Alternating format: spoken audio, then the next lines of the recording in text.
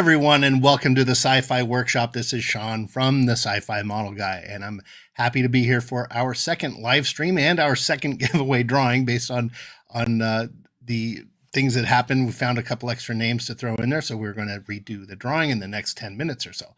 I am thrilled tonight to have on a wonderful guest. I'm going to bring him in right now, Gary Ambrosia. Hello, Gary. He's muted. Hey, Sean, how you doing, man? I'm doing well. Thank you so much for coming on. Really, really appreciate it. And my pleasure. I can't wait to start getting into some of the creative stuff. So we're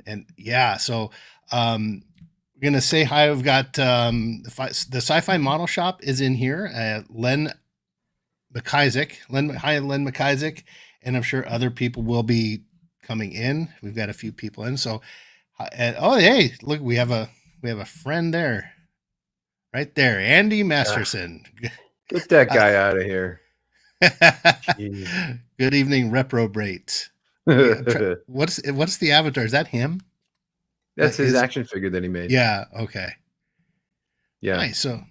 So we're gonna talk some creative stuff, and then mostly about your story with props. Anything you want to talk about with the industry that you're in or have familiar with. We'll let a few more people pop in. Carla Burton's here, the winner from last time, so she's going to be getting her Enterprise at some point soon. Hi, Carla. There's the wave. All right, so I guess let's get started. Tell us about you. Like a lot of the people that are going to watch this are modelers. They may not be familiar with you from the pop culture side. So if we can introduce you to the people out there in the modeling world. Sure. Well, my name is Gary, as it says on there it is right there, that little thing right down there. I have worked in the motion picture industry for probably 23 years straight now. I've done various jobs. Let's see, working as a production designer, as a set decorator, set designer, art director, art assistant. I've directed feature films and web series shows, television shows. I've done all kinds of stuff. Every job on a set I've pretty much done. Wow. But if you have those photos, maybe we can use those to help, because the picture is worth like 100 words or something like that. So I've heard. I've heard something like that. I'm going to go ahead and present that. Yeah. Let's share I'll just go the entire screen there we go. All right. So this is just what extracted first. And this looks like someone that we may know. Yeah, that's one of the Goonies himself. There, Corey Feldman. This was a movie that I directed in 2009. Was not very good, but it was a good experience. Yeah, that's pretty much that. But they had him in all kinds of really cool looking makeup. He actually looked a lot like a Klingon, which is funny, but they gave him a receding hairline and like a bigger nose and everything. And it's actually pretty cool. A really good friend of mine, Kevin Brennan, did the makeup effects for this particular, this character. And Kevin was the wolf in American Werewolf in London. Oh, cool. He was in the music video Thriller. He did a lot of the makeup effects in that. So he was a good friend. He's a good friend of mine, and he's a fantastic artist. So I hired him. Nice. But yeah, that was this picture here. So if you can tell me what's happening in this picture, because it looks like you're about ready to punch him. Oh no, I was agreeing with him. I said, no, you did a really good job, and I gave him a little love tap with the script right there. Oh, okay, because it looks kind of reassuring him that he needs to read it. I don't know. No, he's a super nice guy. We got along great. He's a very cool guy. I'm a big Goonies nerd, so that was one of the many reasons why we hired him. But he's funny, very funny. He did he plays a comedian in the movie, and he did his own stand-up. He wrote his own stand-up, and it was really hysterical. Wrote his own set, huh? Yeah, he's very, very funny. That's why, you know, my father, we have a little bit of a connection in that my dad worked on License to Drive. I don't know if you're familiar with that movie he did Yeah, oh yeah. with Corey Haim. Yep. Yeah, my dad worked on that movie. I remember him saying he thought Corey Feldman was a nice guy on the set. My dad always liked to chat with the cast and stuff, and he was just Yeah. he was a regular crewman guy. So a lot of times the talent likes to hang out with the crew because they're just normal folks. You know, sometimes they just like to chat with normal people. Right. And I remember my dad picked me up. So there was a Ferrari in that movie, and I was in middle school. I was in 8th grade or something, and I come out of school and I see this Ferrari parked in front of the school, and this is my dad driving the Ferrari from the movie. He took it back. He took it home from the set, and he Wow. picked me up from school in it, and I was like a star for a few days. Wow. That's cool. Yeah, yeah. So Big man on campus. yeah, yeah, I was for a day or so.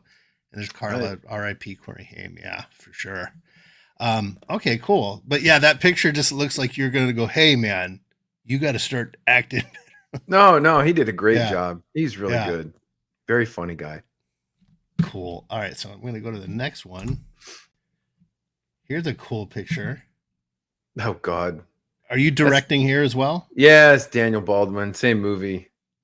This guy's hilarious. It's funny because the Baldwins are known for calling people and leaving them 12-minute long messages where they're just berating them and swearing at him. And I actually got my own from Daniel. Oh, So, wow. Yeah. Nice. Yeah. But he's very funny, very talented guy. He did a show called Homicide for probably at least a decade or something like that. But he was good. Despite his, the Baldwin temper, which, we all know where that gets them. So, Well, yeah. Or yeah, I'll abstain from a joke there. Just stand Yeah. behind him. You're standing in front of him though, so yeah. I'm glad you made it out. I'm glad. Yeah, well, I certainly did. And John the Beagle Dad is saying hi to you right there. Hey, hey John, how you doing, man? That's a cute beagle. It is. I know. Okay, so we haven't. Let's go. Whoops. You can go here we go. Yeah, there I've seen it. I've seen. Zoom this in on one. that one.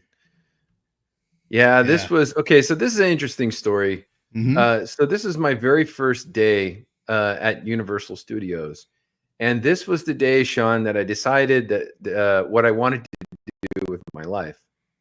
So this was the very first day in the morning. I think it was probably Saturday morning or something like that. My mother had shown me Jaws on VHS. Yeah. And I thought it was the greatest thing ever. I really loved the movie. And she said, well, hey, would you like to go see the shark? And I was like, what are you talking about? Mm-hmm. And then she took me to Universal Studios that afternoon. And because we didn't live too far from it. And as soon as I walked up, I saw this. This was at the entrance to Universal Studios. And I couldn't believe I was standing in front of that car. So we went on the tram tour, and I saw, I got to see the shark pop out of the water, and I saw that it was fake. It was mechanical. So I was so excited about this. I just decided, I really want to do this for the rest of my life. Mm-hmm. This is my new love. So that was this very day. This picture was the very day that I chose that. But that's the original Time Machine DeLorean. That's it right there. Weren't there three? I thought there were three of them. They had a couple. I think there was at least two for the first movie. I don't remember exactly, but yeah. Well, they usually have what they call a hero car, right? Like the hero car is the one that's really nice, like this one. And then there's other cars that are for driving that maybe can get a little dinged up and stuff. And look who's here. R.M. Briggs is here. It says, "Baby Gary." Hi, Raquel. I know she loves those pictures of me. Yeah, thanks for popping in, Raquel. Nice to see you. There she is, like all the smooches. Yeah, she needs to come back on the shows. We need to get her back on the shows because she's very, very missed. Yeah. Her intelligence and her humor. Yeah, we miss you. You need to come back on the shows, Raquel. Yeah, we do. She's missed. But let me see. Well, she's really busy writing. She's got some great stuff coming out. Well, that's good. Yeah, really. But she still needs to come back on the shows. So Yeah. All right. If one of the wrenches can, if you can go and find RM Briggs Patreon, if someone could find that and pop it in, that would be nice. But in the meantime, I love this picture. I have a picture I've been trying to find for you. It's of me. I'm about this. Well, you're about what, 7 here, maybe 8. 6 years old. So, okay, I have a picture of me when I'm 5. I look very much like you do. Their same haircut and everything. My dad knew the production assistant or somebody on Chips. They were filming Chips near the house and on the 210 freeway. And my dad said, "Okay, get ready, come in the car and get." And I have a picture of me somewhere sitting on the motorcycle. Oh, that's cool. Yeah, I gotta find it and show you. Yeah, you got to dig that up, man. That's Yeah, great. I'd love to see that. I My was trying to find it for the show and I couldn't. my mother owned a bakery right next to where Larry Wilcox opened up some kind of, I think it was a law firm or an office or something. But he used to Oh, come over all the time, and I got to meet him one day when he was I was a real little kid. I think I was about 10 or 11 years old. mm-hmm. Yeah, But I remember him waving at me, like I was on the bike, and he walks by in his full costume with the gloves on and the wow, baton. He had the baton, and he just gave me one of these, and he had this big smile. Man, I was that's so cool, happy man.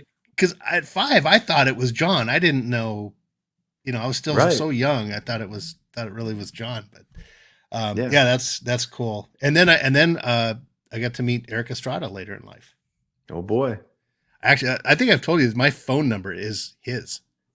Yeah, you did tell me that. Yeah. Yeah, my phone number, and I learned from Bob Eubanks that my phone number used to belong to Eric Estrada. Weirdest story. It's so funny. Yeah. Okay, here's a cool picture. Yeah, I can't remember what I was doing, but I was directing something.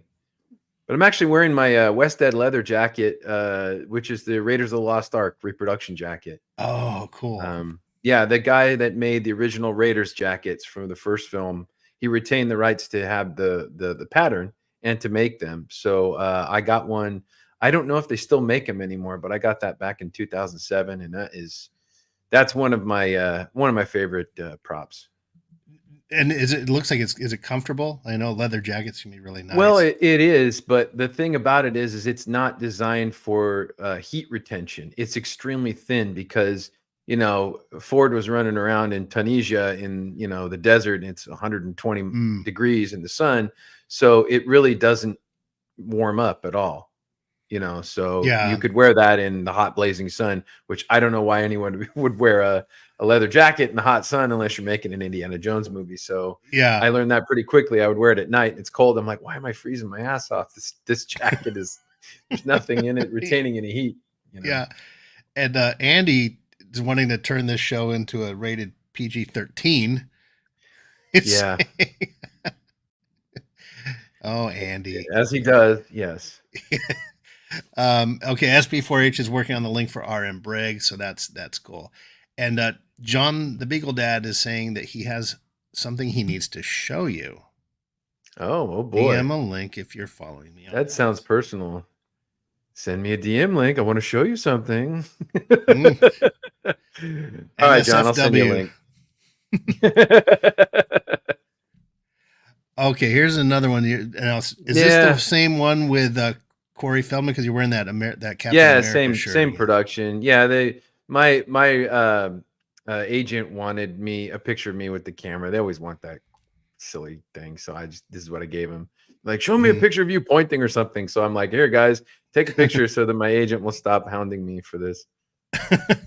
It's so funny. I love behind the scenes pictures from shows and movies. They all have like there's just an atmosphere about them like this. Even just something random, some candid picture. Yeah, there's always some neat thing. Okay, so what's this? Is that you? So so this is a funny story. So it's about 6 o'clock in the morning. I only got about 2 hours of sleep, and we needed a shot of a stolen UN van traveling across the desert, because the movie takes place in the Middle East, and the driver didn't show up. Nobody showed up. So I said, you know what? F this. Put me in the terrorist garb, and I'll drive the van myself. So that's what I did, because I was so sick and tired of waiting for everybody, you know. So you didn't get a driver to do it. Well, he was not there. Oh, okay. They didn't show up, and I'm like, you know what? Oh, I don't okay, care. okay. I'm doing this. So Yeah, that's why I'm dressed like this. Yeah. Hopefully the Teamsters didn't yell at you. There weren't any Teamsters on this production. It's not that kind of production, you know. Okay, gotcha. And if they don't show up to do their damn job, then you know what? They can yell at me all they want. I really don't care. Yeah. I really don't care. Don't blame you. Okay, ooh, this is a good one. Oh boy. This is that you too? Yeah, that's me. What's going on here? Well, I play a glam rock star in the movie as a cameo. So they put makeup on me, and they put me in like the top half of the wardrobe was Austin Powers. The bottom half was a kilt and some fishnet nylons and some army boots. I want to see the full picture. I didn't send that to you? Oh, there's a full one. I'll send it. Oh, maybe there is. But you know what's interesting, Sean, is the kilt that was chosen for me. It said in the back of the kilt was written Charlie. Oh, I'm like, that sounds familiar. So I went back and I watched So I Married an Axe Murderer. It was Mike Myers' kilt from that movie when he gets married. Oh, okay, that's a great movie. Yeah, that's how close my ass and Mike Myers' ass have been, cheek to cheek in that same kilt. So I'll send you the full shot of that so you can see it. Wow. Again, very, you know, I don't know if the scene really worked. I never watched it, but you know. Yeah, but that's interesting. Yes. Yeah, good movie. Yeah, it's a terrible film, but you know, I've always liked it. It's like when the scenes he's playing his own dad, that that pipe. I'm talking about this movie, not So I Married an Axe Murderer. So I Married an Axe Murderer is a great movie. I'm talking about this pile of garbage that I directed. But it fed you anyway. Yeah, kind of. But that's fed me a lot of BS. Okay, this is a cool picture. Okay, so this was exciting. I was just a few blocks down from my house in Burbank, and there's the dual truck parked on the street. Oh, the dual. And that Steven Spielberg. I called my buddies. Yeah, I called my buddies. I said, "Hey, man, you got to get down here. Check this out." You know, then they met me, and they're like, "Oh my gosh, look at that!" So we got our cameras and took some photos. That was 2004, 2005, 20 years ago. Cool. I know. And okay, so I purposely I didn't look at these pictures too deeply because I kind of wanted to discover them live, but I did see what I think is the next one. Yeah. This one. Oh yeah, we got photos, you know, like, you know, pretending to run from it and stuff. That's really good. Yeah, you're good at young those. And happy I was. Jeez, what happened to me? Yeah, I had a lot of these. Like I looked that young once too. Man, look at and baby, then this happened. Like baby face. I know, right? Jeez, can't even look in the mirror anymore. Ugh. Yeah, it reminded that picture that we took at the fan expo. You were getting run over by the land speeder. Yeah, that's kind of what I thought about when we did that. Was this picture? Yeah, and let me see. I just want to hailed Miskatonic Madman popped in. Stark of Iron was here. Hi, Tony. He has to go. He's doing a party tonight as Iron Man. Hopefully getting paid. No, I think it's like some friends that he plays cards with or something. He's going. The kids wanted to see Iron Man. Never do it for free, right? Yeah, never miss an opportunity to make money. Right. Right. Exactly. Which reminds me, Sean, we got to discuss my fee after this show. Yeah, definitely. I got it somewhere. Anyway. Whatever change you got in your pocket will work.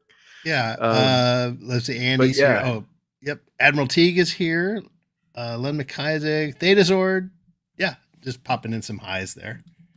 Right. Okay, here we go. This is a cool one. Oh yeah. So yeah, I was. We were going to one of our lots where we store one of our trucks, and all the cars from the Dukes of Hazzard, the movie, were there. Wow. I said, man, I got to jump in this thing, and you know, I mean, they were trash, they were wrecked. But yeah, all the Hazzard County police cars and the General Lee there, beautiful car. Yeah, and there's the San Gabriel Mountains behind. There they are. Yeah.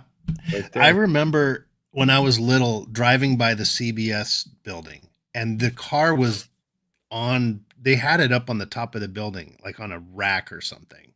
Do you Mm. remember that? Like No, I don't. it was the General Lee was up there On the or CBS lot? Wasn't no, that a on like, Universal show? no, I think was it Warner? I don't know. I thought it was Universal Television. I thought it was Maybe, NBC, but maybe whichever but there was an office building and it was somewhere in Burbank, whichever studio was doing it at the time. But they had the car on like on a hanging on the top of the building for a long time, kind wow. of as an advertise. I think I was 5 years old. I was very young, Wow. but I remember my dad drove by it and goes, "Hey, look," because I was a big Dukes of Hazzard fan, Yeah. Me too. I had all the toys when I was a kid. and I know this house. You I do. think this is ET, right? That's correct. Up in Yeah, Porter we were Ranch. just there. Yeah, we were just there. I just took a picture. It's not like I worked Yeah. on ET or anything. That would be impossible. My dad That would did. have been 1 year. Really? Your dad worked on ET? Wow. Yeah, That's cool. So your only dad was for there at the house then? no, he was only on for a short time. That at the scene at the end on the bike chase when they're going through all Mhm. the housing development, they needed a few extra drivers. Well, that's right So, around the corner from this. yeah, right It's off all in the Cessna. same neighborhood. Yeah. It's right. It really not far from the Poltergeist house in that neighborhood. Yeah, Yeah. yeah, it's right off of Cessna Boulevard up there. Mm-hmm. Okay. Oh yeah, there's Frank Stallone. Oh, is that Frank's? Oh, wow. Yep, there he is. Look at that chin. I know, right? That. And he's Yeah. like, does he sound like Sylvester? Frank Stallone is an amazing voice. He's a great singer. I think he plays guitar as well. He's an excellent musician. And he's really, really a lot of fun. He's also a fellow Shriner. Oh, cool. So, yeah. Yeah. Very cool guy. I think I got hit on the head with something there. I can't remember what it was. Was that it wasn't makeup Piece or of anything? plywood or something. No. I got hit in the head there. Ooh. I can't remember what it was, but Rub some that's why I dirt have on that it. red mark there. Yeah. Like put makeup on it. Don't let anybody see that I got hit. Yeah. It was embarrassing, you know. But yeah, that's Frank Stallone. Yeah, now that I'm looking at it, he does look like him. Yeah. Okay, There he is singing. Was he wearing is that the Austin Powers? No, he's dressed this was I don't this is ridiculous.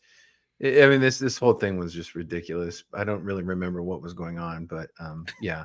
It was very funny. There's some guy off to the side. Musical theater. Guys. Yeah, like oh my god. Musical theater stuff, you know. Yeah, that guy over here is like, look at these guys. Yeah. Okay, this is the Iron Sheik, right? Yeah, there he is. Wow. We lost him not too long ago. I know, not too long ago. What a really nice guy, like really kind, sweethearted guy. You know, when you're a kid and you see wrestling and you see the bad guys, you don't think that they're going to be nice to you, but you know, he's like, "Here, hold my belt, take a picture." Very nice. I'm guessing he was well retired at this point, right? Was he just doing? Yeah.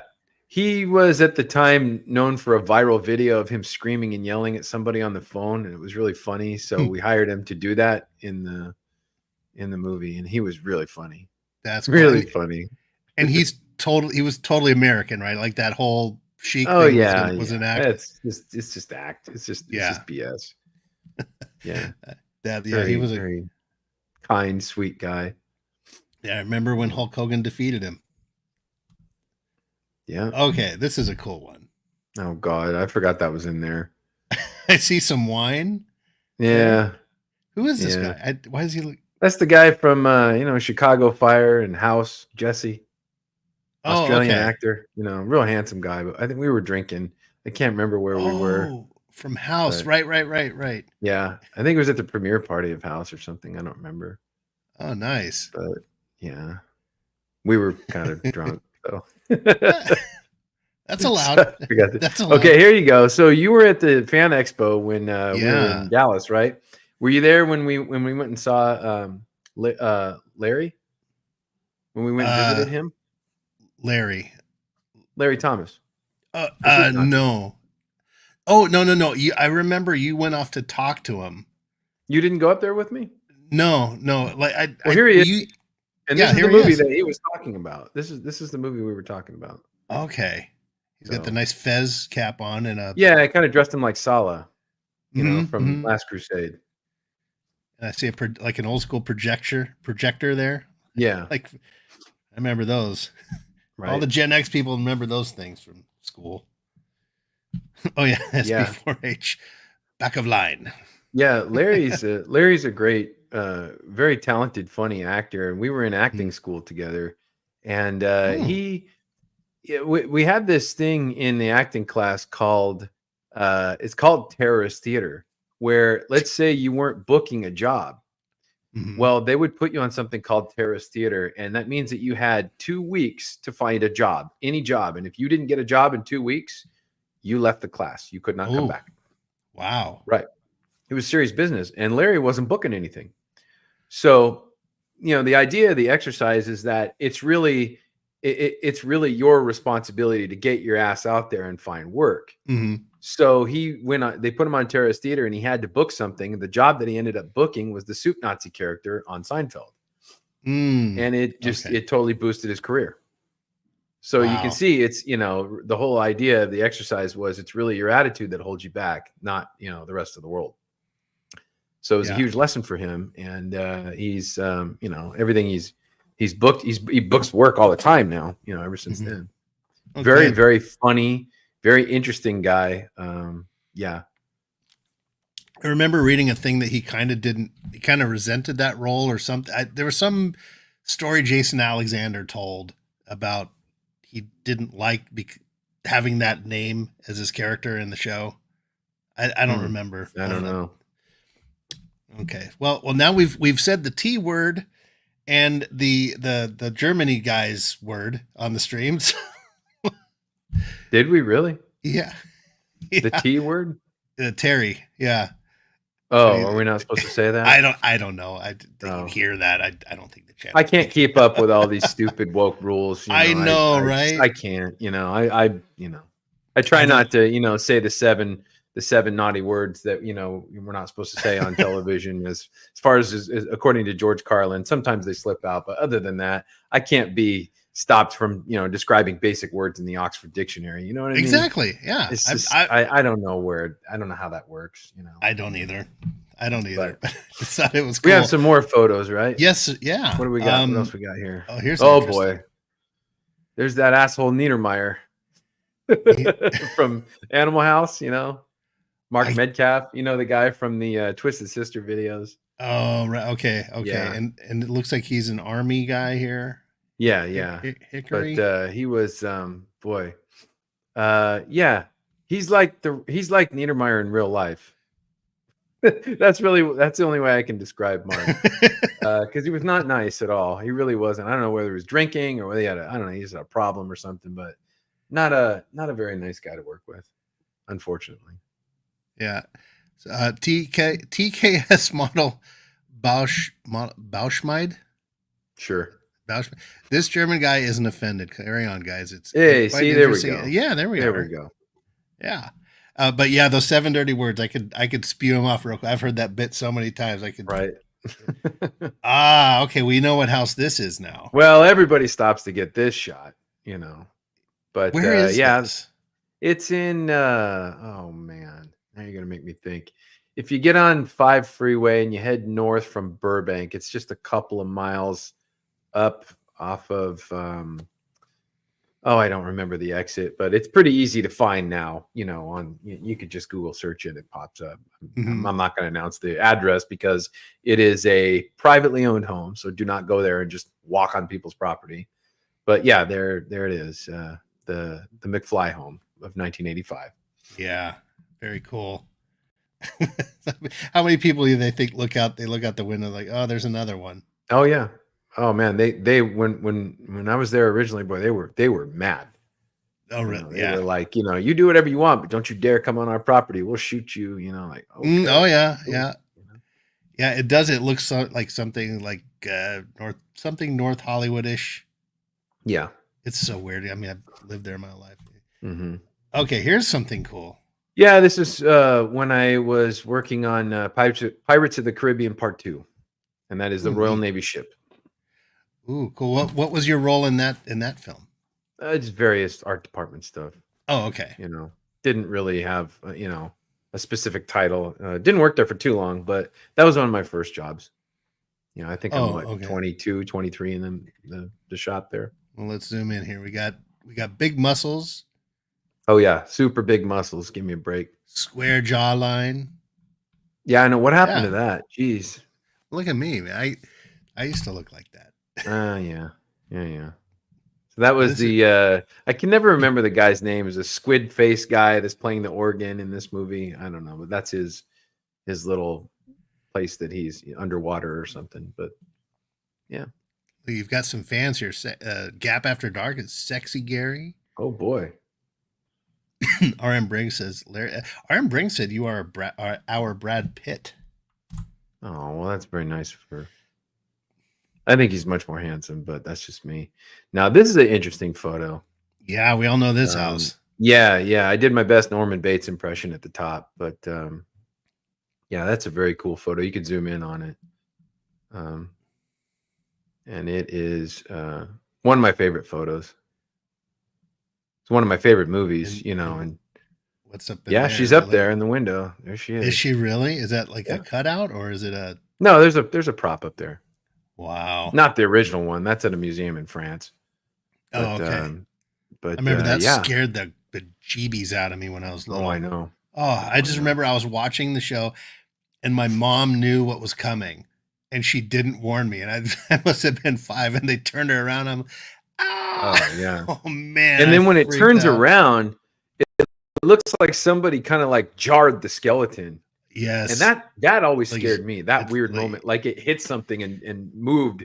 And that always frightened me, like it was going to lunge out at us or something. That was I wonder if that was probably intentional. Hitchcock. You think that was an intentional? That's Hitchcock. Like make it move a little so you don't know. Right. Yeah, that was. I want the skeleton to leap out at the audience.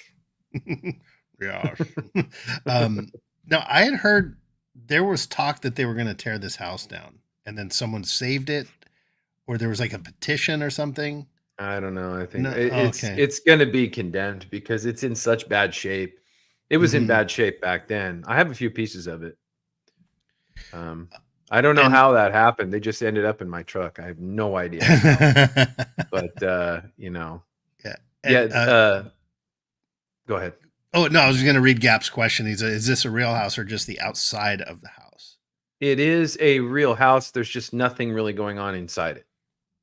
In other words, it's a fake house, but it is almost all walls. Okay, so it's got a back. So it's not like the old westerns where it was just the front, the facade. Correct. Or the.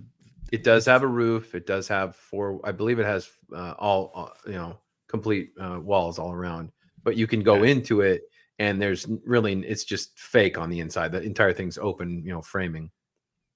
Gotcha. Yeah. Okay. Let's see here. Okay, I think that's it. That's the end of the slideshow there. That's it? I thought there were a couple more. No, did you get the one I sent with the pistol? No. Oh, okay. Well, it's all right. You don't have to show that then, if you don't have it.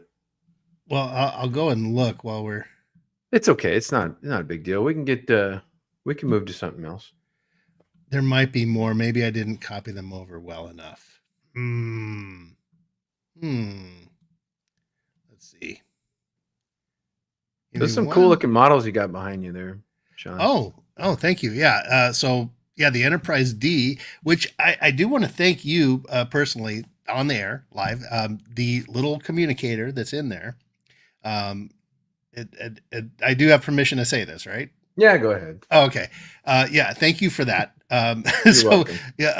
Gary was kind enough to give me that. There's if you guys watch the final reveal of that Enterprise D, which is right here, and right about where my finger is there's right there on the left side.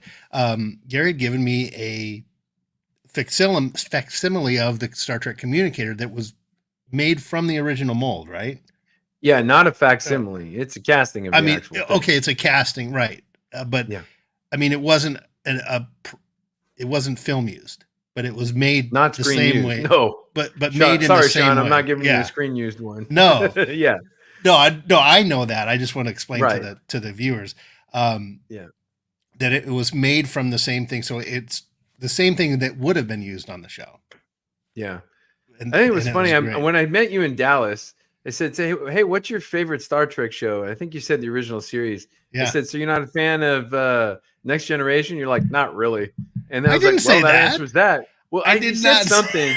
You said something. I don't know what it was. It may not have been that, but it was like I was trying to give you the thing, and you Yeah. kept answering me like with this weird answer that was like you didn't like what I was about to give you. I'm like, No. okay, well that answers that then. And then you're like, well, wait, what was that? What is that? What is it? What do you? And I'm like, okay, I'll give it to you.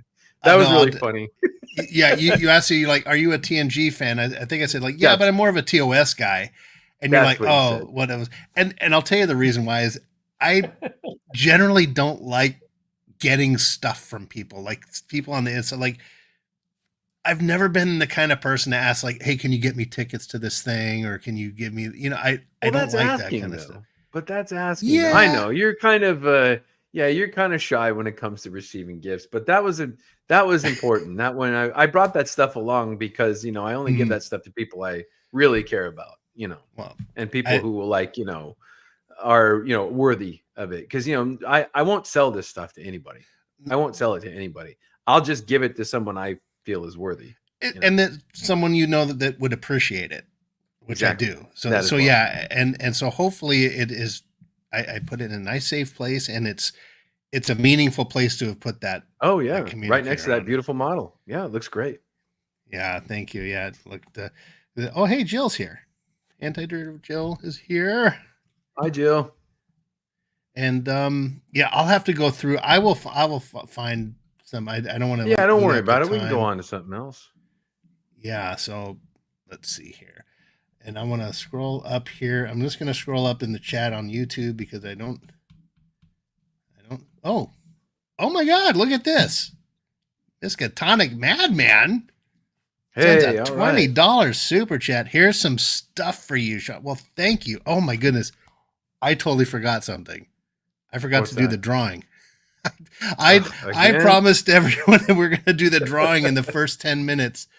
Oh, I'm so bad. I will make a comment on my thing. Okay, so are we ready to I'm going to do a drawing. Everyone. So a few months ago, I had started a thing to give away a model of the Enterprise, which is right above my head. Right there, there's a version of it. It's 18 inches long. The first live stream we did with Andy was on with me, and we did a drawing. Carla Burton won, and then someone in the chat, not in the chat, but in the comments, pointed out that I missed some names. They claimed there were a lot missing, but that wasn't true. There were 3, so I've added them in, and we're going to do a redrawing. The only name I've removed is Carla Burton. Sorry, Carla, you don't get to win twice. But we're going to do the drawing here, and I have so apologized for not doing this in the first 10 minutes. But I think it's better to do it, into the show or even at the end. Yeah. And in retrospect, I should have done that, but I said I was going to do it in the first 10. Right. You got to keep your word, Sean. I know. It's so bad. You've got to keep your word, my friend. I know. So here we go. We're going to share the entire screen with audio. There we go. Share the entire screen. All right, here we go. I'm going to shuffle the names around here. There we go. And those of you who were familiar with, here we go. I'm going to shuffle the names. Cardinal Sin, he used the same wheel. And those of you who were familiar with, shuffle. Audio looping through Cardinal here. Sin, he used the same. Oh, I do. And those of you who were familiar with, shuffle. Audio looking through here. Sin, he used the same. Oh, I do. Okay, let me mute it. Shuffle. Audio looking. Okay. Hopefully that ended. Yes, that's okay. Much better. Okay, I will unmute it just to do the spin because there's some sounds to it. So here we go. Okay, I will unmute it just to do the spin because there's some sounds to it. So here we go. Can you hear that or no? Okay, I will unmute it just to do this. And here we go. It's coming to an end. Who is it? Oh! Whoa! Oh! Xeno Zero 82. Wow. All right. I don't know. Congratulations, Xeno082. Yeah, I don't know who Xeno082 is. I haven't seen them show up in the chat. But Xeno Zero, you have 5 days to make a claim. So we'll put a comment in the comment section on this stream. Just say I won, so I can see that your name is there, and we will go from there and connect outside. If nobody claims it, if Xeno doesn't claim it in the 5 days, we will draw again on another show. Wow. That's a beautiful model, man. That's quite a prize. Yeah, and Xeno will get to choose the name registry number if they want it to be Enterprise 1701, or if they want to make up their own. I can make the decals for it. We can make the SS Minnow if they want. Hey, there you go. That'd be a cool one. Okay, and now RM Briggs is saying, more Gary stories now, please. Okay. We'll get back, I know. And I'll just say, William Shake Skeletor was here. Hello, William Shake Skeletor. And all right. And Miskatonic Madman, man, thank you again for the super chat. I appreciate it so much, man. That's it. Yeah. Another 9 of those and you'll cover my fee. Yeah, right? Wait, I thought we agreed on a percentage. Yeah. Okay. Whatever change you got in your pocket, Sean, I'm good with that. Svig Valdison is here, so it'd be salivating to get a beautiful TOS. Yeah. Okay, so let's talk props. Sure. Now I've seen some of the awesome stuff you've done. You shared on Pop Culture Breakdown on Wednesday, and if one of the mods wants to put a link to Doomcock's channel, there might be some model people here who aren't familiar with the channel. You had this dagger that you showed, which was, you have it. Yeah, I left it here. Look at this, folks. Look at that. It's from the dagger. Omen. Yeah, the Omen with Gregory Peck. Who else was in that? Lee Remick. Lee Remick. Yeah, look at this Harvey thing. Stevens. And you sculpted this, right? You made the mold. You did everything for that dagger, right? That's correct. That is. Yeah, this one is not a casting of the actual screen used one. I wish I had that, but I did a pretty darn good job. Oh man, and it was bronze. You said that you made the hilt out of. Yeah. There. That ding ding. Yeah, it was cast in wax in the molds that I have, and then the wax was sent out to a foundry and made into bronze. And then I got a triangular file, and I grinded it to a point to make the Trinity blade, the triangle. Blade. Okay. Interesting. I don't think you shared that part, how you made the blade. I didn't. Time. Yeah. Yeah, that's cool. Very sharp. Very, very sharp. That's why I got to keep this thing wrapped up. Yeah, you want to got to be careful with that. Yeah. Do you have anything else there with you that you could show? Sure. Yeah. Well, you wanted to talk about weathering and you know, stuff like that, right? Yeah. Okay. Mm-hmm. Absolutely. So, this is something that I made. Ooh. Hey, that's kind of cool. Look. I'm gonna do that for the thumbnail. Wait, put it back there. That's gonna be the thumbnail for this. Wait. You had it right. There it is. Ready? Yeah. There. Okay. That'll be the thumbnail for this. Yeah, this was, you know, it's interesting, Sean. I didn't think about this. This is the very first prop that I sculpted by hand. Oh. My little sister was a Goonies nut, and I wanted to make her a birthday present. So I made this based on a photo I had of the original one. And then I casted it, you know, or I sculpted it. And then some friends of mine had said, you know, you should put a mold on that and cast it and make more of it. I said, well, what is that? And then after I figured that out, how to do that's pretty much, you know, that's how I started molding and casting things. It's even got a backside too, with the inscription that I think Feldman reads the movie.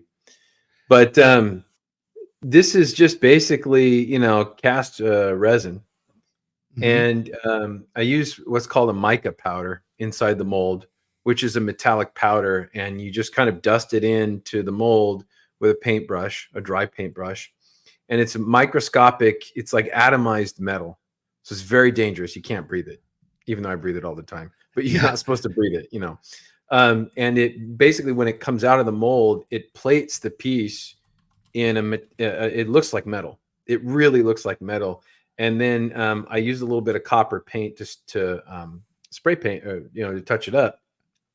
And then this is just like a I just got a chalk paint, a teal colored chalk paint, mix it with a little bit of water, spritz the piece with some water to get it damp, and then just sort of stippled it and let it sit.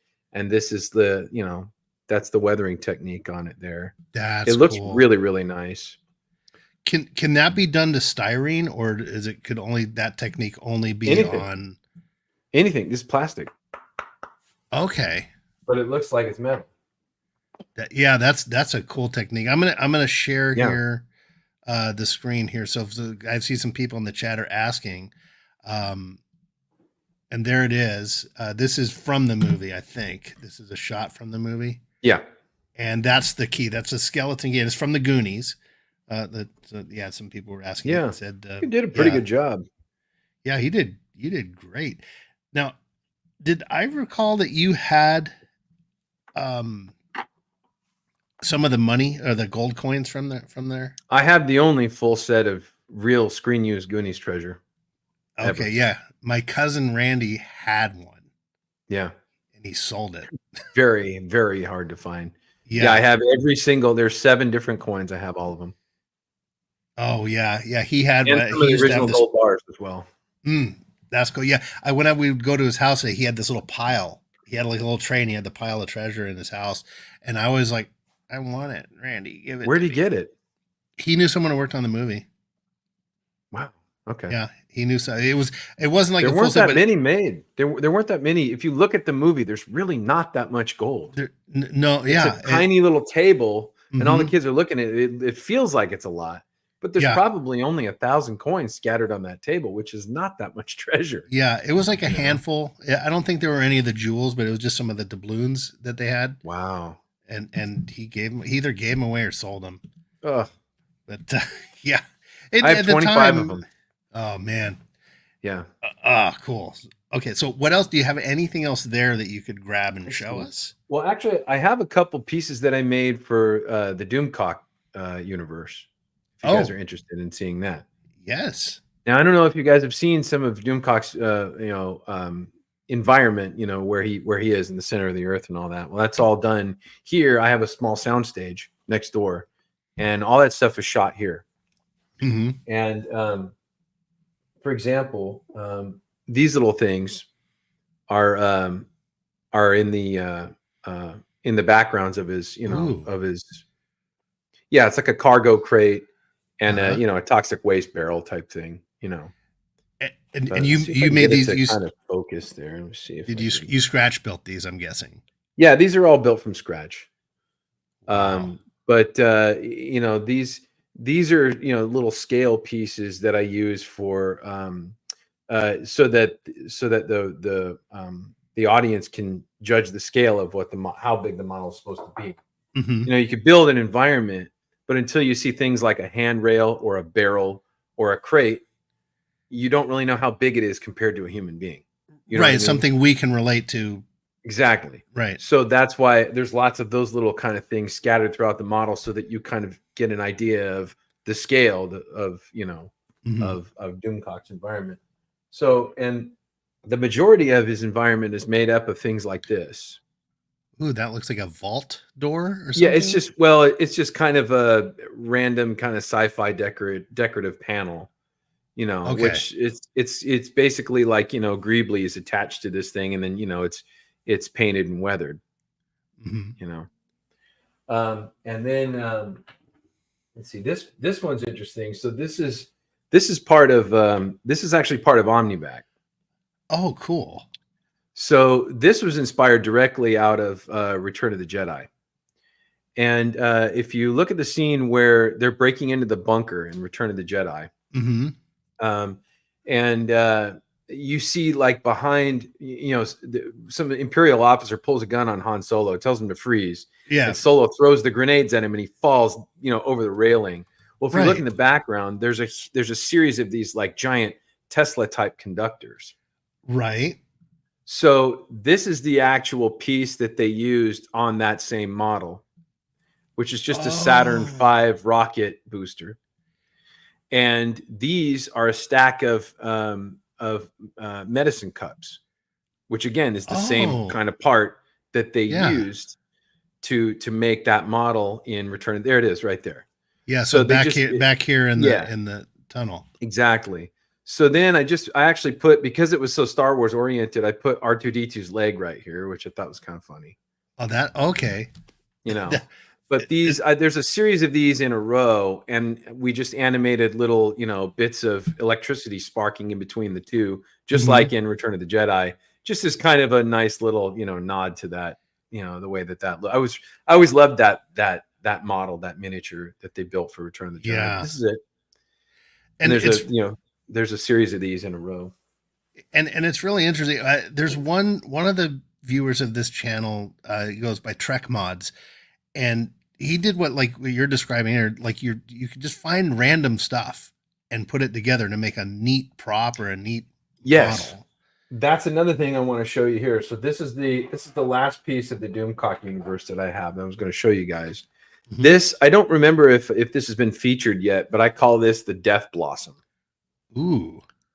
And it's just kind of like this, sci-fi looking mad scientist 1950s type conductor, piece of Yeah. equipment. A lot of the stuff that we build for the channel is random. But if you look closely, like this right here, these pieces right here, you were saying, you were talking about how it's just kind of objects that you find in Mhm. real life. Mhm. These are, those little plug-in night lights? Yeah. That's these. Oh. Yes.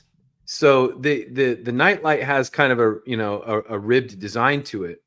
And what I did was I sprayed the inside of the night light. The design is on the inside. So I sprayed Mhm. it with some mold release and I filled it with resin. I popped it out, and it gives you this textured kind of, Yeah. looking piece.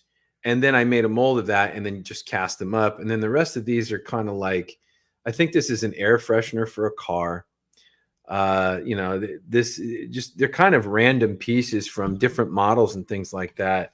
And, I mean, if you look closely, you can even see that piece right there. Mhm. That's That's from an R2D2. R2D2. Yeah, that's an Yeah, R2D2 thing. Yeah. exactly. Now I So remember you pointed out to me in Dallas. There was some guy had like a Gronk droid, I yeah, think. And you said, "Hey, Sean, look at this." And you look down, and I'm like looking at this piece, like, "What's that?" It was the deflector dish from an Enterprise model, exactly. and you caught it, and I'm like, "Oh man!" So yeah, Yeah. that's amazing. Yeah, a lot of this stuff in the style that the equipment and the models and the ships and all that stuff were built in the original Star Wars trilogy. I thought it would be interesting to build, Doomcock's equipment Hmm. from real parts of models Yeah. and sort of, kind of pay homage to his favorite things. I mean, if you look in the background of all of his environments, there's all kinds of stuff. There's pieces from Battlestar Galactica. There's pieces from Uh-huh. Star Trek. There's all kinds of neat, interesting, fun little things. Yeah, and Xanadu, which I think Andy said something earlier, said that you were lying. He said you're lying. Xanadu is real, and we're being held prisoner. Yeah. um, and so many nice comments here for you. Our practical effects make my heart smile. Yeah, me too. Same here, Raquel. We were talking about that, like about the new Alien movie that they're using real models now again. It's Oh nice to yeah, see and it them. looked fantastic. Yeah. It really looked good. It's too bad that Mm. movie was crap because the effects were brilliant. The stuff that they Yeah. built were amazing. Yeah. But what I was thinking of when you were showing that stuff is Xanadu is very Buck Rogery, like it's a very old school 50s, 40s Yeah. sci-fi stuff. And if you think about it, back then, that's the kind of stuff they used to make these things. So Well, what you're saying is true because that's what, I was told, it was like, he wants it to look this way. And I figured, okay, well, we could do this, but I think what we'll do is, it was my decision to paint everything silver Mhm. because there's supposed to be backgrounds, right? Right. So model building for movies and television and stuff, very different from real life model building. Right. And models made for photography, they don't have a lot of detail. They really don't. Mm. And it's mainly just there to create a shape, to create a silhouette, to give you the idea, the brief image of there's something in the background, but I don't really know what it is. Now, what you Right. do is a little bit different. You have a model and you have to create this incredible, ultra realistic detail.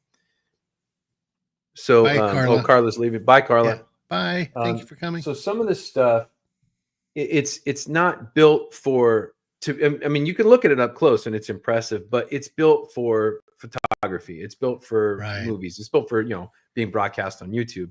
And one of the things you have to do is you don't want too much color or detail in the background. Mhm. So the nice thing about the Xanadu stuff is there's lots of caves, and then all the equipment is just silver that's weathered. And what's cool about that is the silver catches a lot of really interesting light, green, purple, red, and you can create different moods, but it's not too distracting because it's important that people are paying attention to the content and the subject matter rather than, looking at the background and missing the point of the, it's, again, it's kind of the reason why, if you look at all the ships in Star Wars, they're all kind of gray. Yeah. They're all kind of gray and they're just kind of boring looking, but there's a lot of little detail on it, but you're not fixating on the detail. You're just sold that the ship is massive and it's just this, kind of battleship gray color. It's kind of, ominous and menacing looking, but it doesn't have a lot of color and detail in it. Yeah. I remember when I was little, and Star Wars was a big thing. There was a thing that came out on tape called The Making of Star Wars. And it was like this, you can see it on YouTube now. And it's a fabulous thing. They show the Chinese theater and all that, but they go through back then, this was made in like 1979, and they show them the models and they show the blue screen effects and all that. And when you're looking at these models, you're like, like you're saying, they look a little dull. And one of the things I've found out is like when you see actual pictures of production models, you're like, those aren't the colors that I see on the screen because the camera picks things up so much differently. So, it's really, when you're doing a model or you're doing something for real life, you have to think about, okay, what's the camera going to pick up versus what do I see if I'm just going to have it on my shelf? Well, a perfect example of that is if you look behind you, your Enterprise D, the nacelles just look white, the glowing white. You see how they just look white?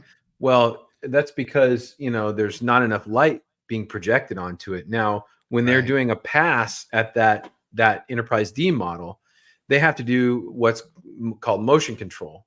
And the reason they have to use motion control is because the shot has to be repeated several times. Right. The first time they shoot the shot of the ship passing by or entering warp speed, it's just none of the lights are on. It's a beauty shot of the model. And they have to put a lot of light on it so you can see all that detail. The next time around, they turn off all those lights and then they turn on the lights on the model, the nacelles, the windows, the deflector dish. Everything turns on and then they repeat that shot and then they start layering them over and they'll start balancing them. So that way you see the perfect image. Yes. That is impossible to photograph on its own. You see the perfect image of that ship flying and it's magnificent, but there's so much done to shoot that. It's not just the model on a stick that somebody's holding and they turn it on. It's an incredibly, incredibly detailed and painstaking process, or at least it used to be. Yeah. And that's the thing. One of the things I've still kind of struggle with when I'm doing like that, it's very white. The camera, it's a lot more blue in person than what my camera picks up. Yes. Because the camera's picking up everything. So I remember there was someone that made a comment on a video saying, "Oh, your model's too bright. It looks like a Christmas tree." And I'm like, well, on the camera it does. And I usually try to explain that when it's like, okay, guys, you're seeing white, but in person it's blue. It doesn't. Now, I don't remember the ship being blue. No, I mean but the the thing is, nacelle oh, light. yeah, that's Yeah, right. like what Now, you see there, it's very white. what could have been happening was they could have been getting blue spill from the blue screen Hmm. hitting the gray model, tinting it blue a little bit, and that may have been why people thought that it was actually blue. I don't remember whether the Right. model was painted blue or not. I would There's assume some. that it was just painted gray. It's gray. There's some duck egg blue for the paneling. Right. But depending on the ship, like the Enterprise C had a blue tint to it. The Excelsior actually had blue on there. If you look at even the filming model of the Enterprise C, the Adam Savage got to go see him. Jealous. Mhm. He was nerding out over that thing. Um, and it was blue in the production and on screen. You see some blue, but like it's all it's all up to you, like how you want to. If you want it screen accurate, if you want it production model accurate, it's Right. Two very different things. Two very different things. and then what you Um, personally like what do you like to see? right. That's why I try to Yeah. tell See, people, Raquel's saying it was gray, which I believe because you can't yeah, have anything blue while you're photographing because it would just key out that blue. You know, the whole right. idea of a blue screen is that do you know how blue screen works, Sean? Very vaguely, but go ahead So and. this is fascinating. So this is way before digital compositing. This is like when people shot things on 35 millimeter Hmm. on film. And I didn't know this until I attended a seminar at AFI, American Film Institute, and it was Bill Taylor, a special effects guy, a very famous one, who Hmm. explained this process because I didn't know how it worked. So they would get this special chroma key blue, and they would have a screen, and you have to light it perfectly, right? You Right. really have to light it perfectly, and then they'll have the model or whatever the thing is that they're photographing in front of it that they need to key, away from the blue. And the reason it was blue was because film was shot on negative, negative film. Hmm. Like when you get the negatives back, when Yeah. you take the photo, you get it back. Well, blue, the chroma key blue on negative was red, and they would Oh. use a special infrared light as they were developing the film that would counteract the red color on the film, turning it clear, and gave you the model Ah. over a clear piece of acetate where the blue once was. I don't know how they figured that out. I don't know how I mean, that to me seems like a pain, a nightmare. They had to Think have about the someone that knew chemicals. physics.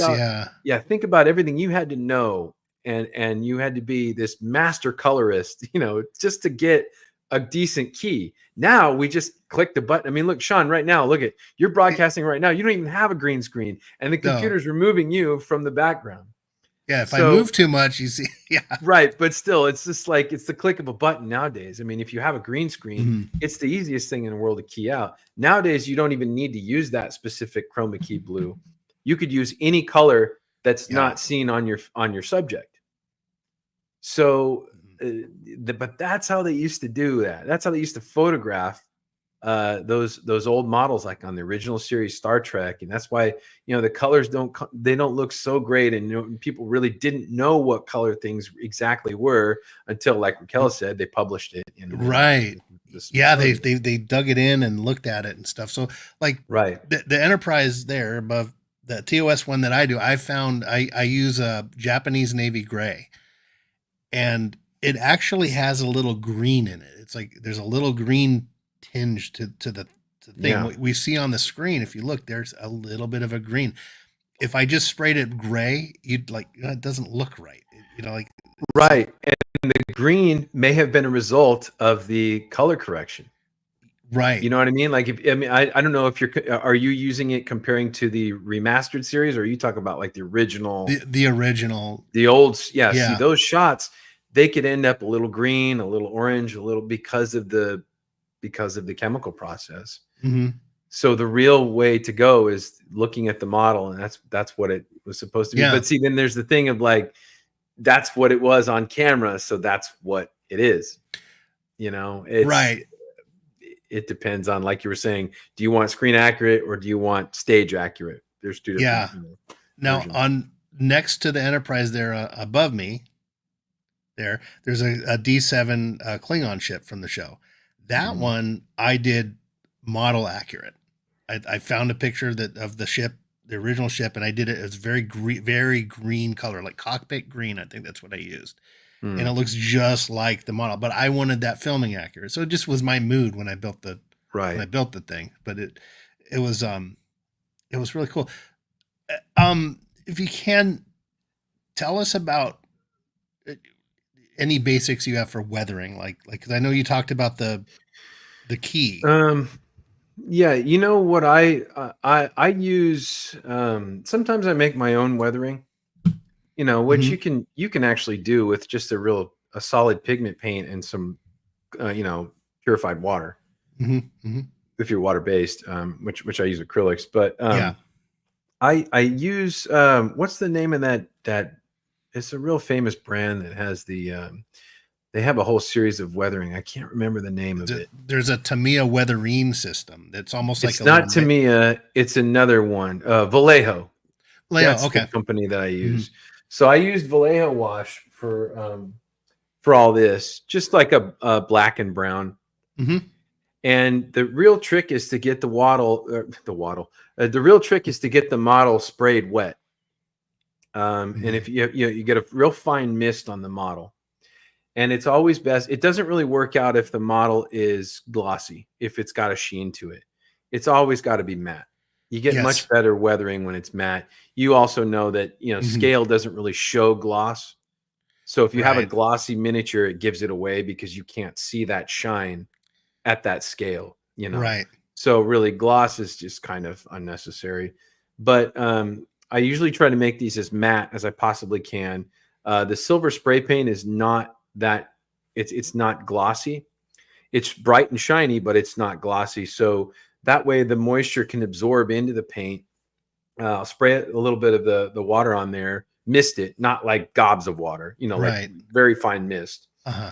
And then just you start lightly kind of splotching the little areas and stuff, like where you think it should be dirty. Hmm. But again, the most important thing to think about is gravity. If this was a Yes. floor panel, it would be weathered a lot more differently than a wall panel. So Right. as these things are up, okay, well, where would the gunk and grease be? It would be here, and it would trickle down here, and you sort of, you kind of follow those lines. And when you start to see, gravity, which is an element that none of us can stop, that's how you paint it, Yeah. and that's how it And looks really good that way. yeah, and I do the same thing. So I built an R2D2 and R5 for Echo Base Network for Nick and Coach. Right. And when I hadn't weathered anything in a long time, so I'm doing R2 and I'm thinking, okay, thinking of him outside in the rain, where are the pools of grease and rust going to accumulate? Down by Hmm. the feet, maybe on the sides that don't dry out so easily or something. So Right. and you got to think of the orientation of what you're looking at. The bird of prey that I'm building right now, I'm really flecking it, whether because Klingons aren't going to paint their ships. No. Um, or if you're doing a plane, which I'll show you. I'm going to have to turn off the thing here.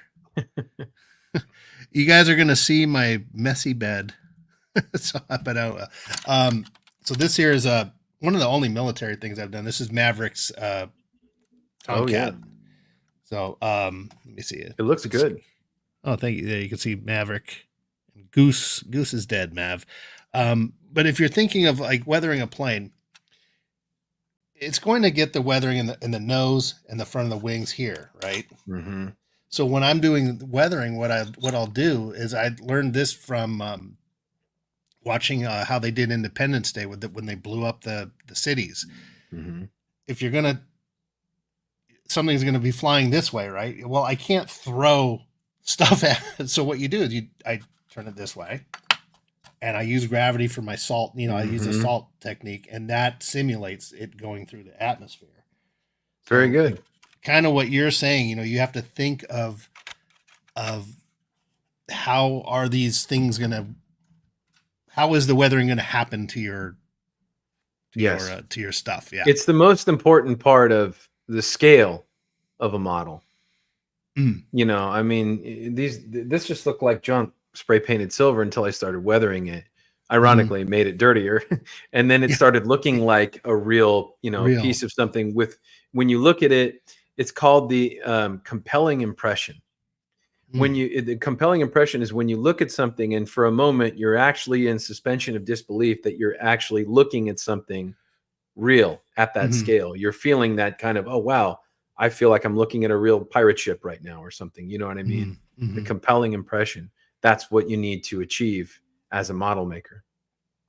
Right. And about the paint, so you paint it silver. Do you prime those things with anything, or do you just go with the paint on the top? I usually make sure that they are primed white Hmm. because the silver is so thin, and it just, if something is of dark color, the silver doesn't really, shine as bright. Hmm. And it's better to have it on camera. It's better to have models that are brighter than darker because you can always darken Yeah. them, but you can't brighten them. Yeah. A cinematographer Especially, once told me that because I love to paint everything dark, and he's like, "I can't see it as black, Gary." I'm well, like, they did "Well, that on purpose on Picard, right? yeah, of course, yeah, save some money, turn off the Yeah. lights." But that's the thing about models. Again, on camera, photography models, they have to be brighter. They have to be of a brighter color palette. Hmm. Because if anything is just black or charcoal gray, it just goes away into a shadow.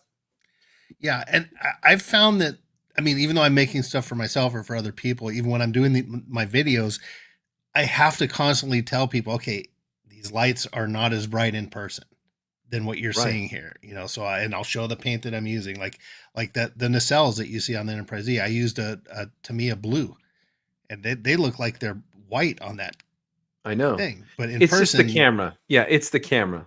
yeah. So it's important to tell people that. Now, um, for your paint, or that silver, is it like a Krylon, or are you using a I used a testers or anything like that? Rust-Oleum bright aluminum, Okay, which is a great paint yeah, because it's very thin.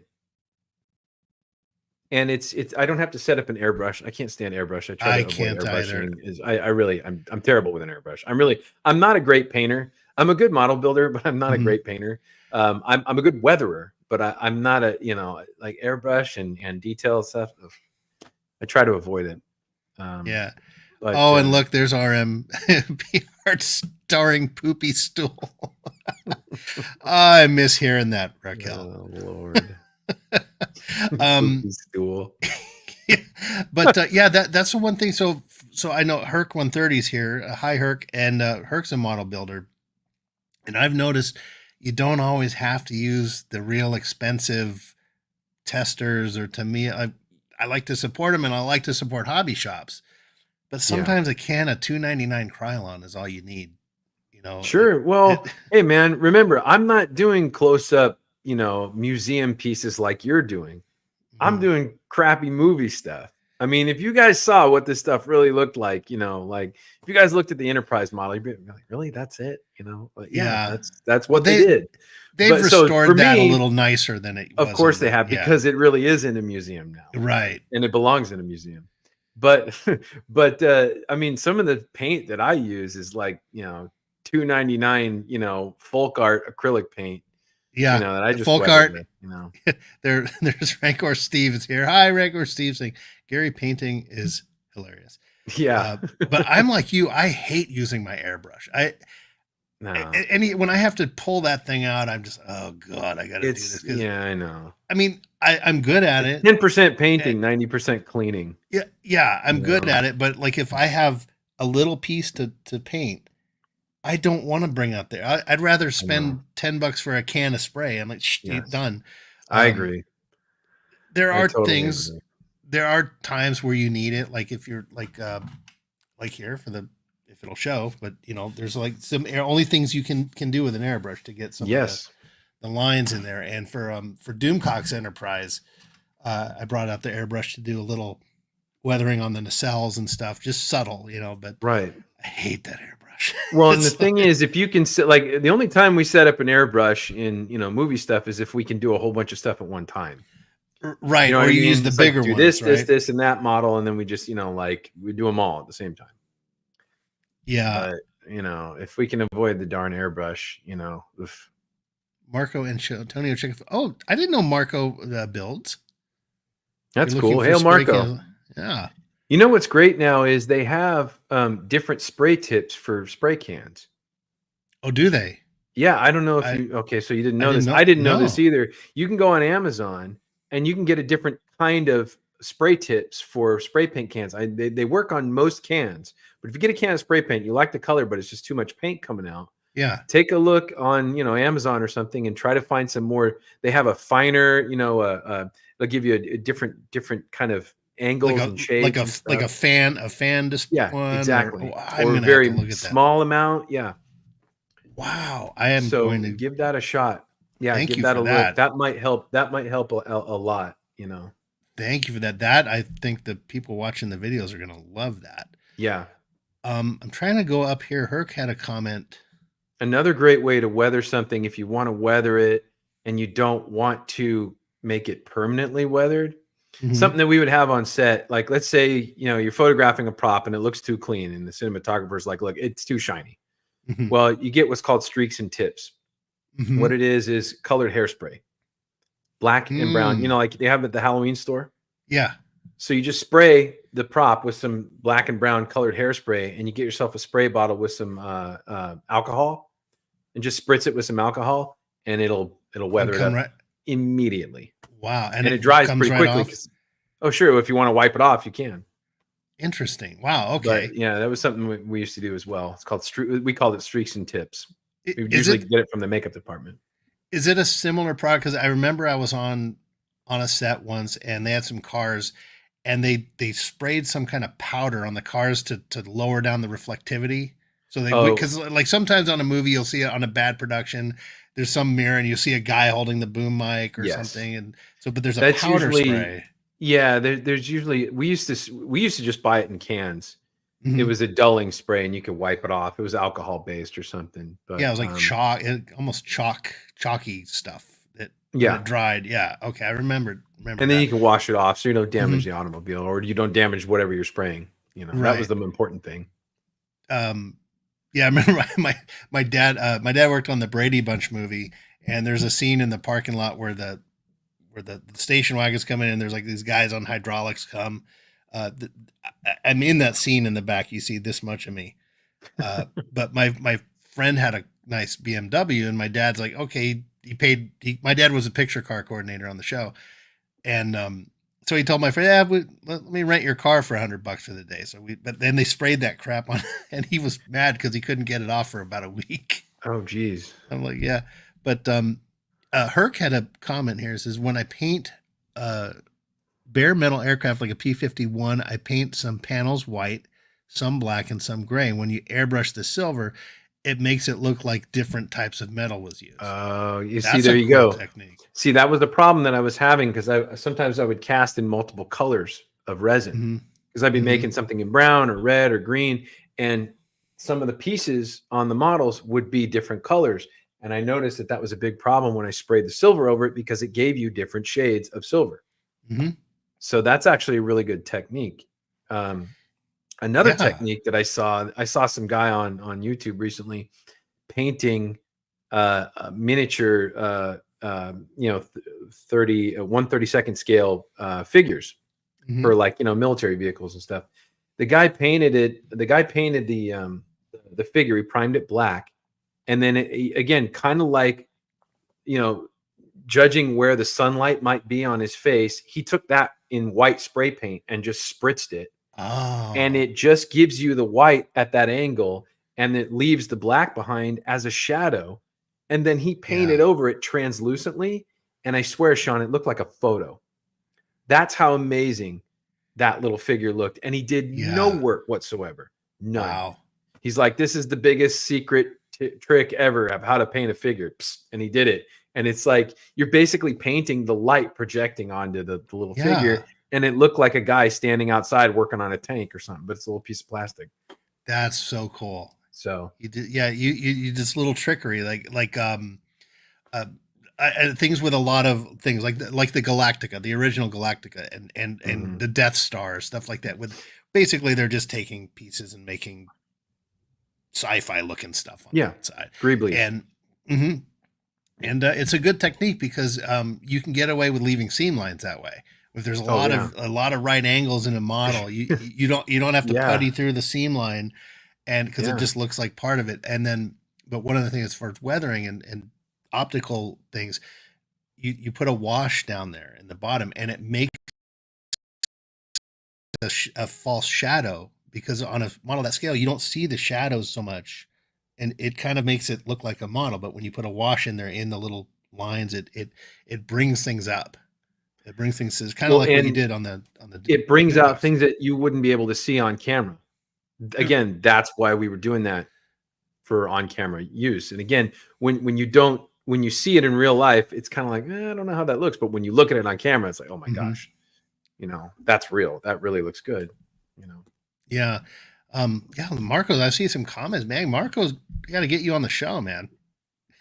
Talk about I want to see some pictures. If you can, email me.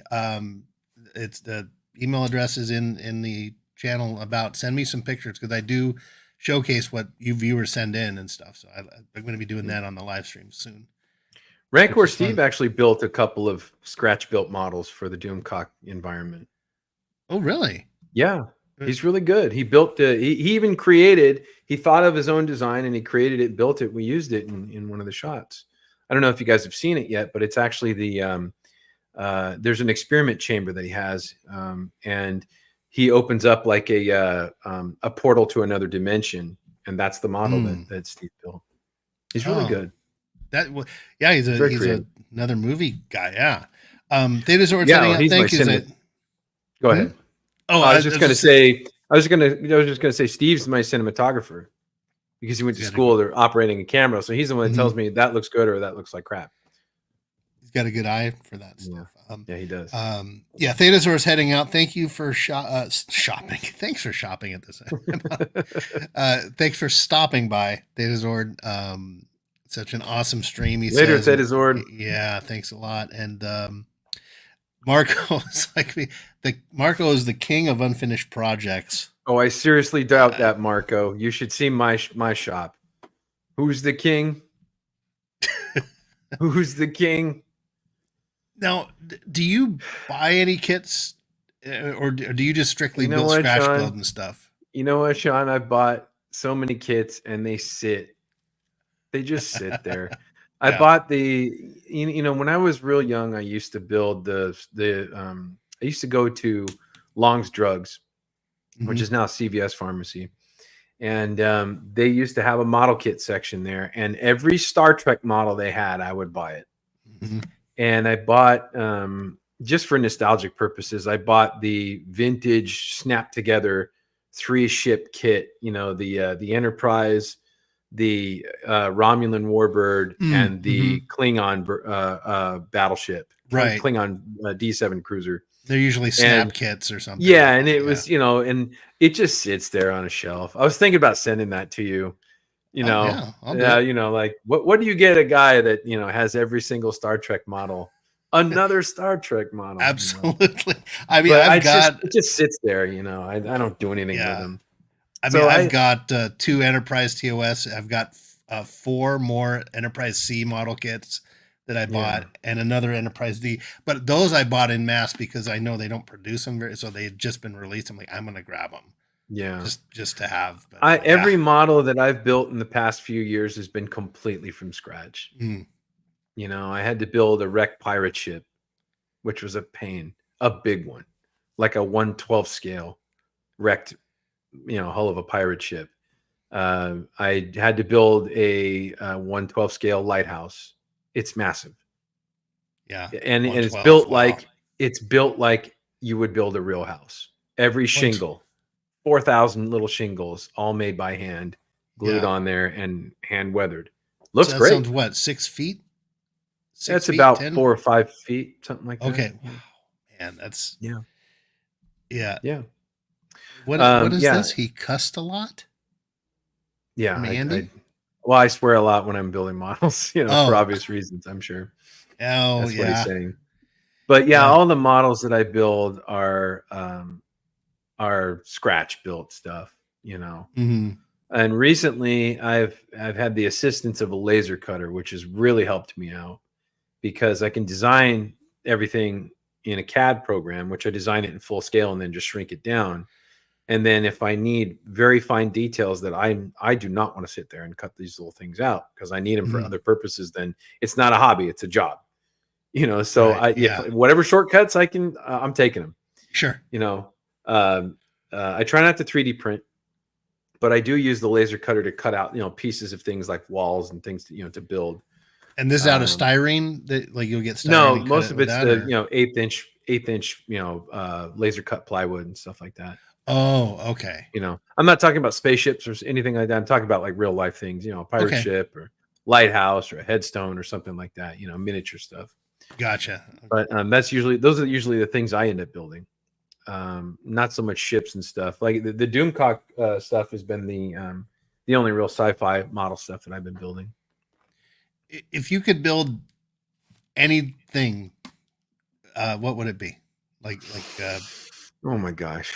Oh my God. Look at radioactive. What the hey you say? Wow. My God, dude. USS Constellation A or the USS Yellowstone, NCC 1883. Wow, that's dude. Wow. Wow, man. Thank you. Hail radioactive. Wow, man, brother. Thank See, you so people much. love you, Sean. I don't know what to say. Not that it's any great surprise. Everybody loves you. But, well, despite what people say. Right? Man, thank you, Thank you so much. Radioactive is one of the smartest people I've ever. You could talk about anything, man. That guy he's so smart. Of physics or Air Force stuff. I've seen him a lot around. I never talked to him though in person. Maybe get him on a panel or something. That'd be interesting. Oh yeah, he's got a lot of fun stuff to say. Very very well learned. Thank you, man. Radar, thank you so much, dude. The USS Constellation A to redeem Commodore Decker. You know what? To answer your question, Sean, you know what I'd love to have is the studio scale Klingon bird of prey. That's my favorite ship. The bird. So studio scale would have been probably 4 feet. 4 feet, 3 feet. Well, I know that. Yeah, probably 4 feet. I think it's about 4 feet. But I watched the making of Search for Spock, and Leonard Nimoy was talking about how he was the one who came up with the idea of the bird of prey. He said, I want it to look like a bird, and it has wings like this, and the wings come up and the wings go down, and that's how they came up with the bird of prey. That has always been my favorite ship, always. So the one I'm doing now is, I don't know if you saw. I don't have a picture of it, but I'm doing it's from Star Trek 3 and 4. That cruise, the HMS Bounty. Yeah, and I'm gonna do the decal, the HMS Bounty. I'm gonna put it on there, and I'm gonna put the whale tank in there. Yeah, you should do a diorama of it like hovering above the whaler ship, in the ocean. Oh, that would be cool. That'd be kind of neat, Well, a harpoon bounces off it. Well, I did get another kit, but this one I'm building in landed mode, and I actually am going to do a diorama of it on Vulcan. So it's going to have that's cool. The little mountain behind and probably a spotlight shining up onto the ship. And there's no lights. I didn't light this one. It's just powered down. It's landed. That's my favorite scene of Star Trek 3 when they land and you see Sarek like staring at the ship. Yeah. Oh man, gives me chills. You hear James Horner's music when they finally arrive with Spock. God, that's my favorite part of the whole movie. Yeah, that was cool. Yeah. Phantom Outsiders here. Thank you for showing up. Wow. But man, I'm still stunned over radioactive super chat. My goodness, brother. Thank you, man. But yeah. Okay, so we're coming up on an hour and a half. I mean, was what else can you share? I mean, I could probably talk to you for another 5 hours. I mean, I got a little time for scratch building. Mm-hmm. Let's and I don't know how much have you done with styrene, because I'm a whole lot from a whole lot. So that's something I want to get into, and a couple of people have asked, like, hey, have you ever thought of doing a scratch build? And that's something I want to tackle. I want to do my own design. I want to do a spaceship. What should I do first? Should I draw it? should I The first thing I would conceptualize it? do, okay, let's say right now I was going to go in the other room and make a ship. Hmm. Um, I'm a little bit more abstract, so um, I'll go to my storage or the area where I keep all the lumber, and I'll find a block of wood, and I'll set an angle on the table saw, 15 Hmm. degrees or something like that, and I'll shave two sides off of that block of wood and start tapering a shape. And I'll set Hmm. that aside and I'll make another block and I'll start kind of putting them together. And or I may have an idea of what the basic shape is of something. Maybe I'll Hmm. draw it out, but that's how I start. It's just like a buck, just a basic, boring looking, the basic shape. Hmm. After that, if you know what you want to do with it, if it needs to be hollow or if it needs to be open to run wires and stuff, you got to start channeling for that. But after that, you can start adding bits to it. Hmm. You know, that's how I work. I mean, when I build this stuff here, I don't plan this.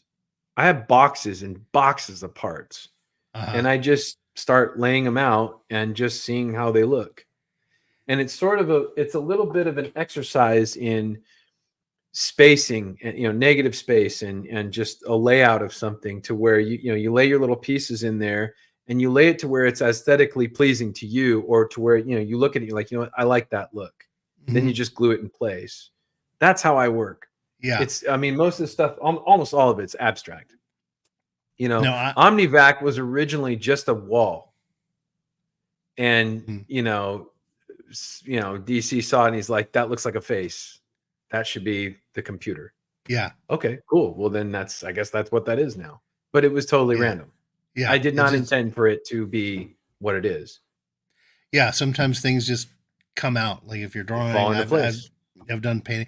Um, Shoot. So now I know the answer to this, but some people outside the way you were talking is like, it sounds like someone who's played with Legos. Like Oh, the Lego, like I know you design maybe your own stuff. maybe Rancor Steve can confirm in the chat how many Legos I have. Let's just Um, say that there was an office I used to have downtown, and the office was just dedicated for Legos. yeah. It was filled floor to ceiling shelves of Legos. Yeah, and you scratch build. You don't do the kits. I mean, we talked I about that one could, but time. my biggest problem is the kits. They never really look great, and I'm not that great of a painter. And I like to build my own stuff. I really Hmm. do. I enjoy building my own stuff, and I'd like to have the opportunity to build my own stuff. Like if somebody came to me and said, "I want to do a sci-fi show," or "I want to do this," I get to build my own spaceship for that. Yeah, yeah. That's cool. Trust me, there's something really cool about that. And like I was saying, it's even cooler. It's an interesting experience, Sean, doing it, as an abstract art, Hmm. because I have boxes and boxes of pieces, right, of things that I've cast, like for the Xanadu stuff. I mean, I have thousands of different pieces, and I know all of them in my head. I know what they look like, and I know, Hmm. I memorized all of them. And as I'm building, I take those pieces and lay them out, and I'll start to create things just with those pieces. And Hmm. however these things end up, they end up. I don't know. Sometimes it doesn't Yeah. look so hot what I planned. Sometimes something looks amazing that I didn't even plan on it looking that way. And But when you that's the go cool into it, thing about it. do you say, okay, I'm going to do something sci-fi. I'm going to do something medieval. Do you have a general idea of Well, what you want to do? that's the process I have when I'm doing the sci-fi stuff. Hmm. If I'm doing something medieval, well, you have to carve little rocks and sticks, and because that's what they built stuff out of. You know what I mean? Like, we built it when we Sure. built Doomcock's castle, which is in the other room. It's about 8 feet long. It's about 4 feet wide and 5 feet tall. Well, that was all hand cut out of styrofoam. 40, Hmm. 50,000 little bricks, hand cut out of styrofoam. Like insulation styrofoam, and we weathered them all by loading them into a cement mixer and putting a bunch of rock in there and tumbling it and knocking all the sharp edges off the little foam bricks. Wow. TK in the chat, it says, I'd love to keep watching, but it's 2 a.m. here. Time for Wow, bed. See you all next stream. I hope. Thanks for the great insights, Gary. TK, thank you're you so welcome. much. It was great to see you here. Yeah, this has You're been welcome. a great Thanks for avalanche. staying up so late too. Jeez, Yeah. get some rest. Yeah. And Jill saying, I love the stream, Sean. It's something special. I gotta go now. We'll listen to the rest later. Bye, Jill. Bye, Jill. Thank you for coming and wrenching. Appreciate that. Yeah, so I want to get into I want to do something scratch build, but I don't know. You should. I know I want to do something sci-fi. Obviously, yeah, it's the Yeah. sci-fi. Right. What should I do? Should I scratch build a ship I've seen? One thing I would love to build is the Cygnus from the Black Hole. Well, That don't ship build the was Cygnus. Build your ship. build a ship inspired by No, just build whatever maybe, your or ship is, Sean. Trust me, you're really going to enjoy that. yeah, You're really going to enjoy that because you don't have anything to match. You have to match paint. You have to match font. You have to match lighting colors. You have to match sounds. You have to match lighting patterns on the Enterprise. right. When you start from scratch, it's your ship. You build whatever you want, man. I think I'm gonna do that. I'm gonna do So it. no mistakes to be made. It's like Bob Yeah. Ross, but with spaceships. Happy little. We'll Happy put a happy little accidents, yeah. nacelle over here. We'll put a, let's give him a Yeah. friend. Like it's really the sky's the Yeah. limits. Yeah, Herc is saying he agrees with you. No rules. Yeah. Use So your Sean, do imagination. you have some basic woodworking tools? Yeah. Okay. Mhm. Well, if you have a table saw or a bandsaw or something, cut some blocks, shape some pieces, Mhm. cut angles on those blocks. That's the thing. Start cutting angles. Try different things, experiment, draw a shape, make that shape out of wood, put some blocks together. And after that, Mhm. the detailing is the fun part. So But once you get that basic silhouette shape going, I mean, what's a Star Destroyer? It's a triangle. Yeah. That's all it is. It's all With a a bunch of triangle with a layers. rectangle and some balls on the top. Yeah, that's all it is. It's all It's geometric really basic. shapes. What's the Millennium Falcon? It's a McDonald's hamburger with the bite taken out of the middle of it. That's all Yeah. it is. Yeah. But when you add those pieces to it, and you start creating the ship and creating the scale and creating the story of the ship, you even start to Mhm. create the story of it when you start, especially when you start weathering it. Mhm. Where was it battle damaged? Where was it repaired? That kind of thing. Yeah. If you think about, like, if you're looking at somebody's old hot rod, but they haven't had a chance to really paint it yet, that's what the Millennium Falcon is. Yeah, It's got or a like bunch one of pieces, patched and fixed in different areas. Yeah, or like one fender has primer on it because they haven't. Exactly. Yeah, that's something. Bondo like all over the Millennium Falcon somewhere, But what does it look like? It tells the story and the character of the ship, Yeah, and SPA4 said, I've been considering a 3D printer if for anything to print out some cool elite dangerous ships. I've toyed with that. Now, I was up until recently, I was like anti 3D printer because I'm like, oh, that's cheating, and it's not. I mean, because like I would love to have a model of Vincent from the Black Hole or Bob, one of my favorite movies. I'd love to have a Bob, but they don't make it. You can't don't? buy it. Well, if it's like $300 on eBay for an old Bob model, but if I want to make a new one or a Vincent, 3D printing is the answer. Then I can paint it and do. But I don't want to. I know I'd get hooked on it. I want to build a life-size 1-to-1 scale Maximilian. That would be the other thing that I want to build. That would be cool. Yeah, I already have an AutoCAD of it that I drew from all really? the photos. Yeah, Oh, I really man. want to build a life-size 1-to-1. All the different reds. You'd have to use the airbrush for sure to get. Yeah. All the around his eyes had that dark. It was like makeup on him and almost. Let's see here. Phantom Outsider says he keep telling you there is likely a market for the working version of the 1965 model Julie Newman from My Living Doll. Julie Newmar. Oh, sorry, Julie Newmar from My Living. Oh, My Living, is that from the Twilight Zone? I guess Living so. Doll. I remember that. My name is Taki Tina. Oh, I have that. You have that? Yeah, I have that. They make that. It talks. Ooh. Maybe I'm not reading the. Yeah, that was produced a few years, probably at least 10 years ago. Ooh, that's. Does that have the pull string on it? But you just press the button because it was electronic. It wasn't. Oh, okay. Mechanical. but it says all the stuff from the show, you know.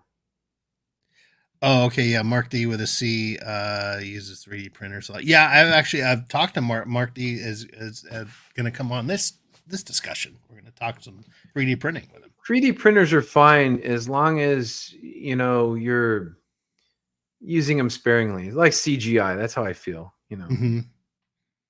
Yeah, shadow props. Yeah. Raquel wants the. They did do some UFO models. They're very hard to find.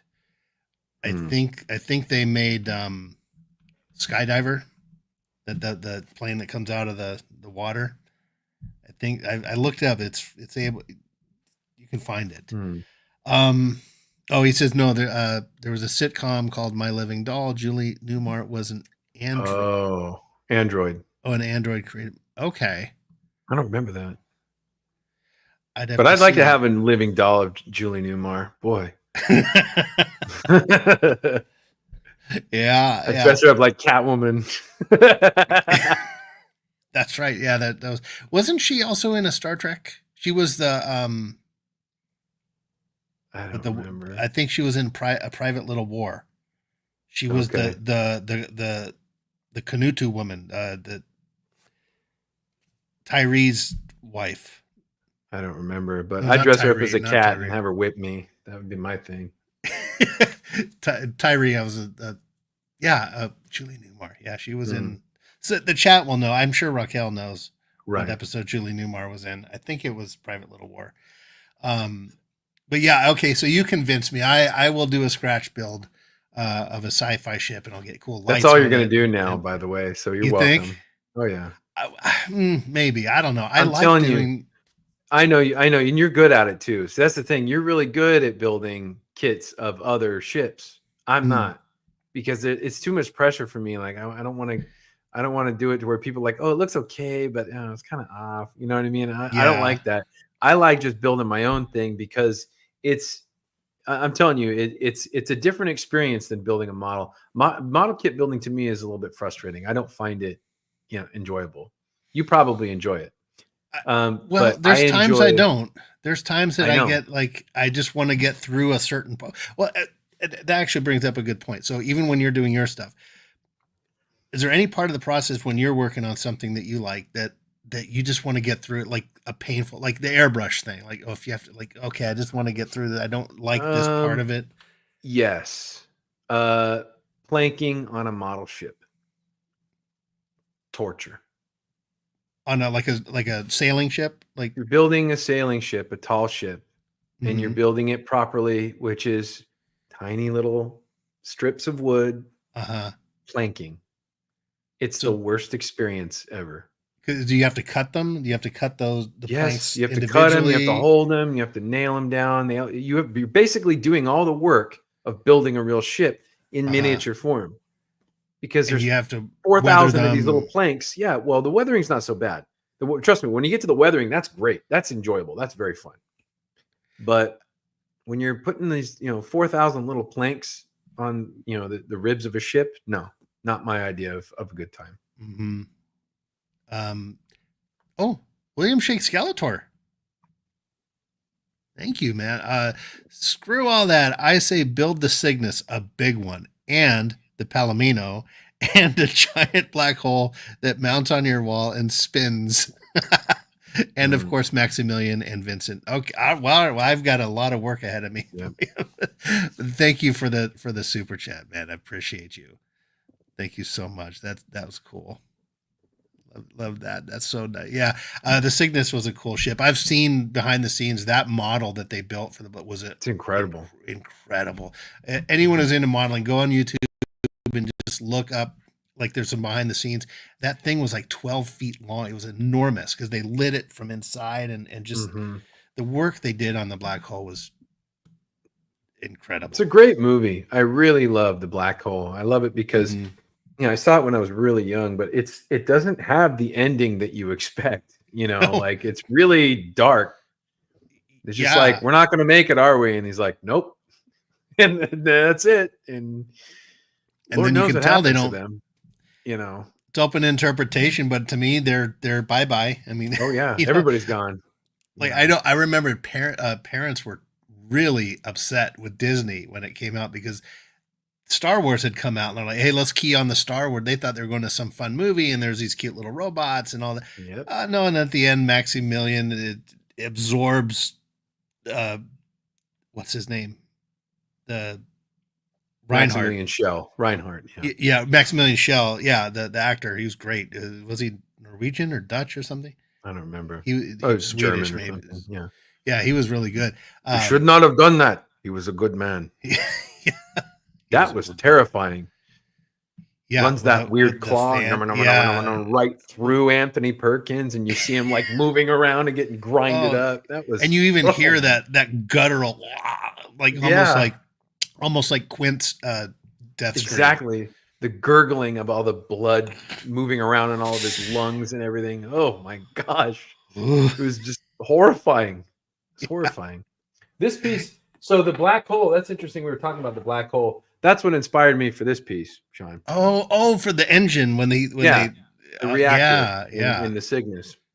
That's where I really got the idea from this. I just said I want to do something that kind of looks like the Cygnus reactor. Yeah, it does. It was Tesla coilish, but exactly a little bit. Yeah, that's and of course Raquel knew about Friday. It was Friday's Child. Julie Newmar was in. She was Eileen. That was Julie Newmar, the blonde. Yeah, absolutely. And Lemon Pie is saying hi, Lemon Pie. Hi, Lemon Pie. So yeah, so you think if I start scratch building, that's all I'm going to do? Well, you're going to enjoy it. You really are. Yeah. And what scale are you going to do? Are you going to do big stuff? Or are you going to do small stuff? I would start big enough to do good detail. Because if you do, the smaller you go, the harder it is to get detail. Right. What I would do is, if you're going to start doing greeblies, I would get yourself a kit of RTV silicone and some resin and start making your own parts if you're going to do scratch building. You don't need to buy the quantities that I buy. Yeah. Because your models are much smaller. But it's really going to help you if you sometimes you'll be somewhere and you'll be in a grocery store and there's a piece of candy, but it's got a plastic wrapper on it. And you look at the wrapper, you're like, oh my gosh, I love that shape. It looks like a nacelle on an engine or an afterburner or some piece of a spaceship. So you buy that little 99-cent piece of candy, but you only have one of those things. And if it's nylon or a flexible plastic, you can't glue it or paint it or anything. So that what you do is you glue it down and you make a little mold of it, and then you cast it in resin. It's sandable, paintable, drillable. You can glue it because you can't glue nylon together. The super glue just won't stick to the nylon. So you said make my own parts out of mold, like find things that are interesting. Get yourself some silicone. Like, I mean, I made engine nacelles on a spaceship out of little miniature or small, like air travel deodorant sticks once. Now I can't use the deodorant stick because it would, it's a deodorant stick, but the shape of it, I just made a silicone mold of it. So that way when you make castings of it, they're in resin, you can sand them. You can, you can do whatever you want to them at that point. And then you have 3, 4, 6, however many you need for your ship model. Interesting. Okay. So because here's another thing. If you're going to kit bash a spaceship, having a ship be symmetrical is pretty important. Certain things on it need to be symmetrical. You can't just have one of a certain piece. There's 2 nacelles on the Enterprise. They're identical, just mirrored. That kind of, that kind of logic. Symmetry. So, yeah. Do you consider kit bashing a form of cheating, or is it just you're finding something that's there and all you're just recycling reusing it? Art is where you find it, man. I don't consider it cheating at all. Okay. I mean, what wouldn't be cheating at that point? What, you're going to make every single tiny little piece out of styrene? No way. Yeah, I mean, when you can you could find something that's the same, because I know, like when they built the Death Star for Star Wars, they used battleship kits. They just went and bought a bunch of battleship kits and slammed them together, and there it was. The Millennium Falcon is made out of tank parts.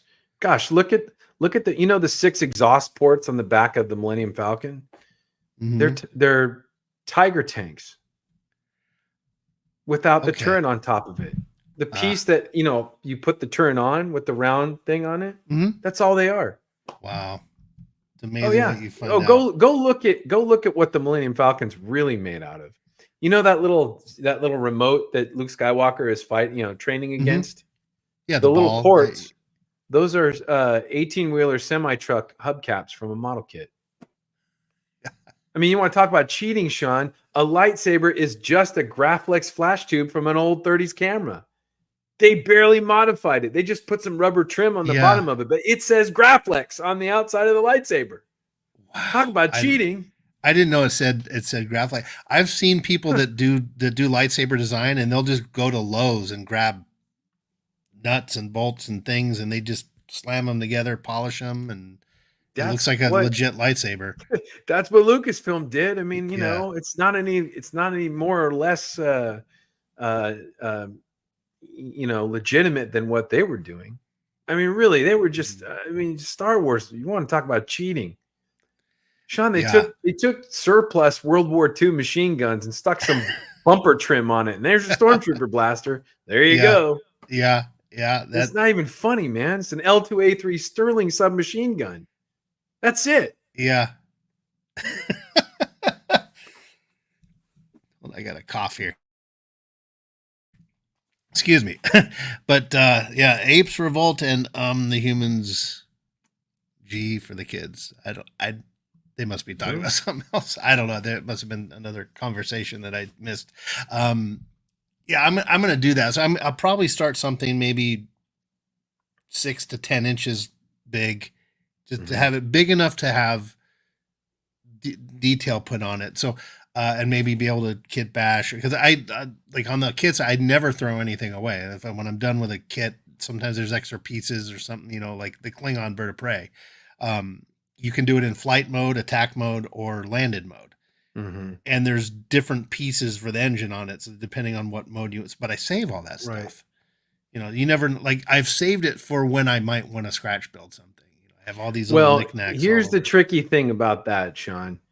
I would say if you're gonna kit bash, don't use science fiction model parts. Okay. Use truck parts. Use tank parts, because anything too significant gives it away. Right. You know what I mean? Like the extra, those escalator pieces on the bird of prey.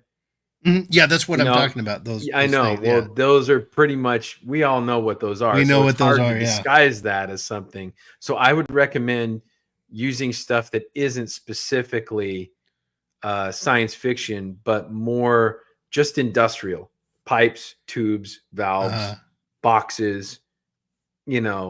Things like that. Maybe And like what Star Wars did. They used some military stuff because all they did. Got it. All they did. And if depending on your scale, so the Star Destroyer model is not that big. It really isn't. It's not that much bigger or smaller than the Millennium Falcon, believe it or not. Now, the reason that it looks bigger is because there's so much fine detail you won't even see on that Star Destroyer because it's so big. So the only thing they really use is flat styrene, cut into strange little shapes and stacked on top of each other. That's it. Yeah.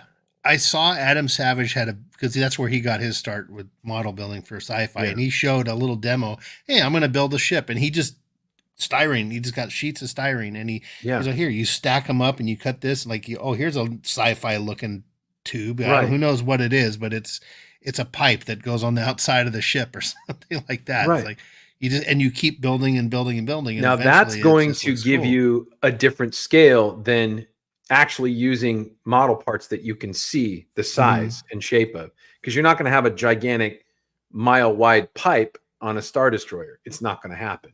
Right. But you would have a 3-inch pipe on a spaceship that's of smaller size. So again, keep that in mind when you're scratch building, how big or small you want your ship to actually be. Think in scale. Yeah, exactly. Yeah. Think of it as I'm a little person on there, and then how big is a human being compared to the model that you're building? Is he this big, or is he like a grain of sand? Right. Mark, the nozzles from shaving cream cans are useful too. Sure. Okay. Yep. I don't have the pictures available, but there's one viewer of the channel who sent me tons of stuff. He's a good model builder, does things a little bit differently than I do. He'll light the smallest kits. Like there's a Enterprise D that's like this big, and he lit it. Like he found a way to light it. I was impressed. But he had a project he did called the USS Reclamation, and it was basically a Constitution class ship that he built out of household objects. He got like the saucer he did out of a country crock lid, where he got like two of them and glued them together, and then the nacelles were Sharpies or something like that, and everything on the ship was just a household object that he grabbed. And he said, I spent like $4 on a can of paint and just some. He even salvaged the lights out of an old Christmas ornament or something, and it was a neat looking ship. Right. It was just so creative and so cool. That's the art of it, is just finding stuff. I'm going to give you an example of this. This is one of my little original vintage Star Wars toys, right? This is one of my favorite ships. And you can see the basic silhouette of it. I mean, it's pretty simple. See the shape, the side of it, the front, So if you cut yourself a block like that, and then you start adding, you start cutting little bits of styrene let me to the patterns and shapes of all of that. Then you start to create a scale, right, and detailing for your ship. Can you fold that thing down again and show it? It looked like a robot. Like that almost looked like one of the robots from episode Robotech 1. Or something. Yeah. Oh yeah, kind of. Almost, yeah, with a little antenna. But yeah, wow, okay. But all those little details can be done by styrene. Just little flat pieces of styrene. You know what I mean? I'm trying to get that there. No, yeah, I can totally see that. Really, that's where the styrene kit bashing comes in. Sometimes you'll have a nice big shape. Like this could have been, a 2-ounce condiment container from a restaurant. You know what I mean? Those are your 2 gun ports. And then this is a block of wood or something. And then after you've got the basic shape down, you can start adding the little panels and bits of styrene that create all of that detail. And then paint weather, and there you go. Weather, and then you got your spaceship. So I strongly encourage you to do this, Sean. I really want to see what your first result's going to be. It's going to be cool. I absolutely will. Be cool. Yeah. And Radioactive says, so if you guys are building the Overlord DVD battle cruiser, there's an idea. I already did. You built a battle cruiser? Yeah, I'm not supposed to tell you guys all this stuff, so stop asking me, okay? Well, you did. You didn't have to volunteer that one. Whatever. I am the minister of Starship Design, though. So. Well, then it has to be approved by you. No wonder I've been having problems getting it finished. Forgot about that. Yeah, that was my Patreon title that I picked. Okay. Svig Valdesen, I wish I had a creative bone in my body to do stuff like that. You know what, Svig Valdesen? You'd be surprised at what you can create. Try it. Give it a shot. You would be surprised.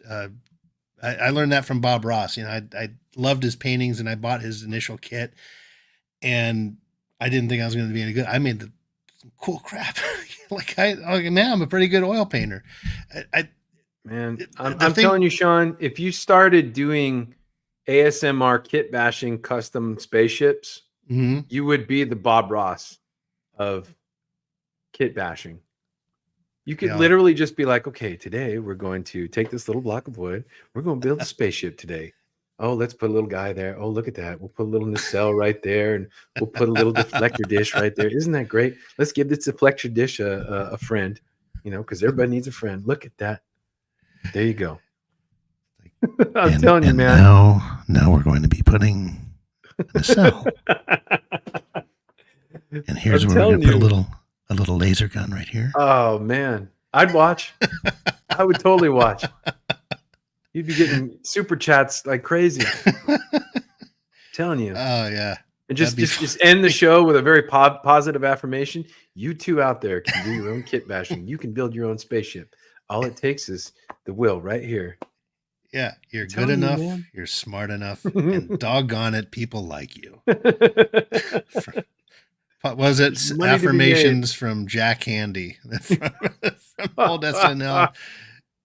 Um, RM Briggs is saying she's planning a life-size flying saucer for the front yard. Wow. Oh, Consideration of consideration of materials. materials. Okay, here's the way to create a very cool life-size saucer. Raquel, go and find somebody with an old 1980s, 1990s satellite dish. I was going to say that. And they that's the best way that you could build a cool looking UFO.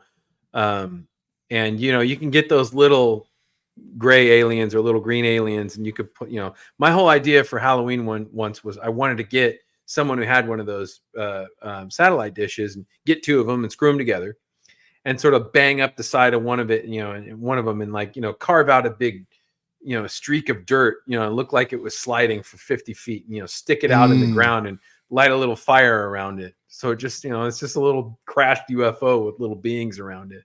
That would be cool. But that would be my my suggestion as for a life size. And yeah, Marco says, you mean those C-band satellite TVs? Yes, they have like 10, 12-foot satellite dishes. A lot of people just have them in their backyards and they just want to get rid of them. Maybe give them, $100 and haul it away.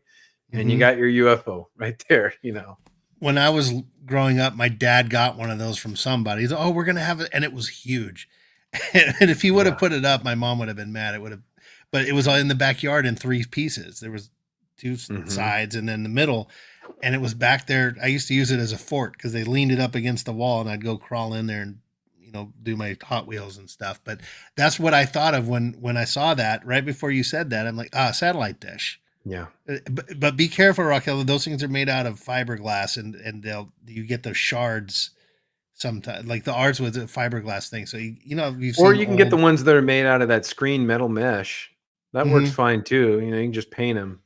And the nice thing is if you paint the mesh silver on the outside, it kind of looks solid, but you could light it from underneath and it looks like the lights are coming through it.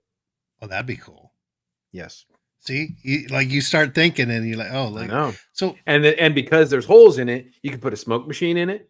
So it'd be smoke coming out of it and everything. I'm telling you. That'd be great for a Halloween.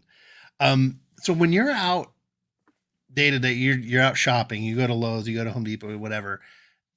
Are you kind of programmed to see and look for that kind of stuff? Like, so when you're at the supermarket, you're like, oh, that would be a neat. Even when I don't need to, even when I'm not looking, I'm like, oh, hey, there's a cool spaceship piece. I'll grab that. I'll grab this. I'll grab that. Yeah. How long did it take for you to develop that kind of second nature? I don't know, years, but it's just, that I think that came from building Legos because you're looking through the boxes of Lego pieces and you're looking for the right shape of the thing that you're trying to represent. And it sort of springs from there, I guess, I would say. Yeah. Yeah. I did a lot of cities and towns Legos, or I'd build spaceships. That was my friend and I. We would just take all the pieces and we just build spaceships out of them. But they were always flat with no cover because we just wanted to we wanted to start playing with them. But one time, one of the coolest memories I have, I got home from school, and I walk in the door.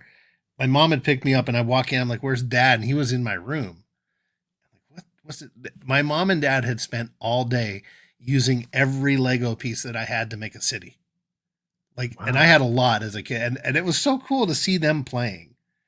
I'm like, they're playing with my Legos.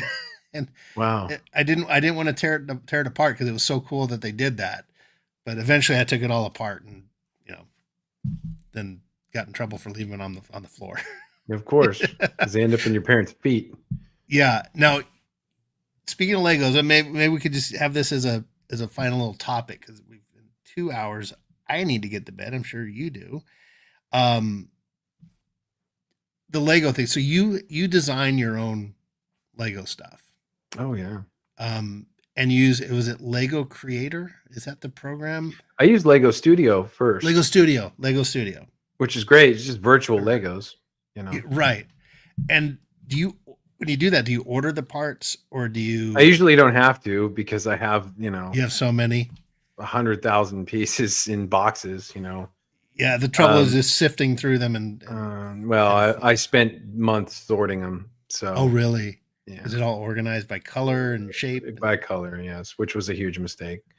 Yeah, By right. shape, it should have been shape, not color. But yeah, I using Lego Studio is the best because you can just build whatever you want. You have unlimited parts, and when you're done with your final model, you can export a PDF of the manual, and it gives you a part list of all the parts you actually need, which you can go Yes. to Bricklink or something and order all those parts, and there you go. You got your kit. That's that's so cool that Yeah, it makes the instructions for you. it's free. Um, Studio is free. Doesn't and cost a dime. I think that might be why because I when I go to the store, I see now more and more Lego kits, and they're coming out fast. Like they just released a Batmobile from the 65 from the 60 series. I know. It's pretty cool. It is cool. I have Yeah, it. that. Oh, you got it? Oh yeah. Yeah. So like sometimes they do bring out a kit that's like really would be hard to do on your own because they design new pieces for it. You know, like for Hmm. that kit. I've got Ecto One, which is pretty cool. Yeah, That I have was that one as well. and the DeLorean, of course. The I DeLorean. got that too. What mode did you build it in? The first movie mode. Oh, you did. Mr. Okay. Fusion is a punchline of a joke. I don't care about Mr. Fusion. Yeah. I think I have it in the second one. I think I did put Mr. Fusion. The flight on there. mode. Yeah. But it was a I like fun the build. nuclear one. The nuclear. I like the nuclear one. You know. The plutonium. Yeah. And the big hook that comes on it. Yeah. It's just so much more 80s. You know what I mean? Mm-hmm. Tell me this sucker is nuclear? Was it from plutonium? I'm sure in 1985, plutonium's available on every corner store, but in 1955, it's kind of hard to come by. Yeah. I might have seen that movie a few times. Barco says when he was a kid, there were no Legos here because the stupid commie military dictator Generalissimo had banned anything from the U.S. Well, yeah, that's a. They are Danish, but it was popular in the U.S., so no wonder he banned it. Yeah. So anyway, I think we'll call that a wrap. We've gone a good 2+ hours, and we've maintained. There's still 14 people here. Has it really been 2 hours? Wow. Yeah. We're 2 hours plus. I want to really thank Radioactive and was it Miskatonic Madman? Yes. Yeah. Oh no, I'm sorry, William Shake Skeletor for the super chats. Well. Thank you guys so much. Gary, it's been so much fun. I would love to have you come back on and we can continue the discussion. Bring me back when you built your ship. Yeah, I'd love to get you and Andy on together. Are you sure about that? Okay. Well, you want to talk about R-rated? My gosh. Maybe not. Yeah. Well, we'll keep it. We'll keep it PG. Yeah. But I want to thank everyone in the chat. RM Briggs, thank you. We've been stellar in the chat, the mods, everybody. Do you want to plug your channel? If someone, maybe one of the mods can grab Gary's link. I know. I think it's just Gary Ambrosia, right? Yeah, it's just my name. Right now, a little behind on the content, but I got a lot coming up. A lot of stuff, really cool Star Trek stuff. As Sean knows, he's seen some of it. Did you do a video for it? No, not yet. But, okay. But the other thing is the video is being worked on. Okay. That one. So there's a lot of cool stuff coming up. But check out my channel if you like movie prop stuff and other exciting things. Also, of course, you guys probably know you can catch me on a Pop Culture Breakdown with Dictor Van Doomcock and that other guy, Andy Masterson, every Wednesday, where we're talking smack and making jokes and having lots of fun. So come on and check us out. That is fun, and I've had the pleasure of being able to play in the pool with you guys occasionally. Yeah, and that's been nice a lot of fun. Yeah, there it is. I just put your your link there is Thank you. youtube.com, Gary Ambrosia. A lot of fun stuff in there, and a lot of time lapse. And they're about 5 to 10 minute long. Something like that. Yeah, Mhm. I was told that I need to make longer videos, so I guess I'll just start making them longer. I don't know. I thought it would be better to do shorter videos because I value people's time. I value my own time, so I like to do There's quick videos. definitely a sweet spot in there. Like Yeah, they I were saying I like 20, learned 30 minutes or something. I'm like, wow, that's a long video. That's Well, it depends if you're doing a step by step. If you're going to do a thing where you're talking and you're like, okay, here's step 1, here's step 2, then yeah, you do want a little longer form. yeah, If you just want to do it to just entertain people and just here's how it's made, just yeah, like passively watching, maybe someone isn't interested in learning how to do it, then like the 5 to 10 minutes are, and they're easy for you to make, 5 yeah. to 10. But sometimes I'll do a video like the Bird of Prey video I released yesterday. I looked at it, it was 49 minutes long, and I'm like, oh no. I try to keep them at 30 minutes or less, but Yeah. that one got away from me. So Well, it happens. I mean, as long as the yeah. content is good, it doesn't Mhm. matter how long it is.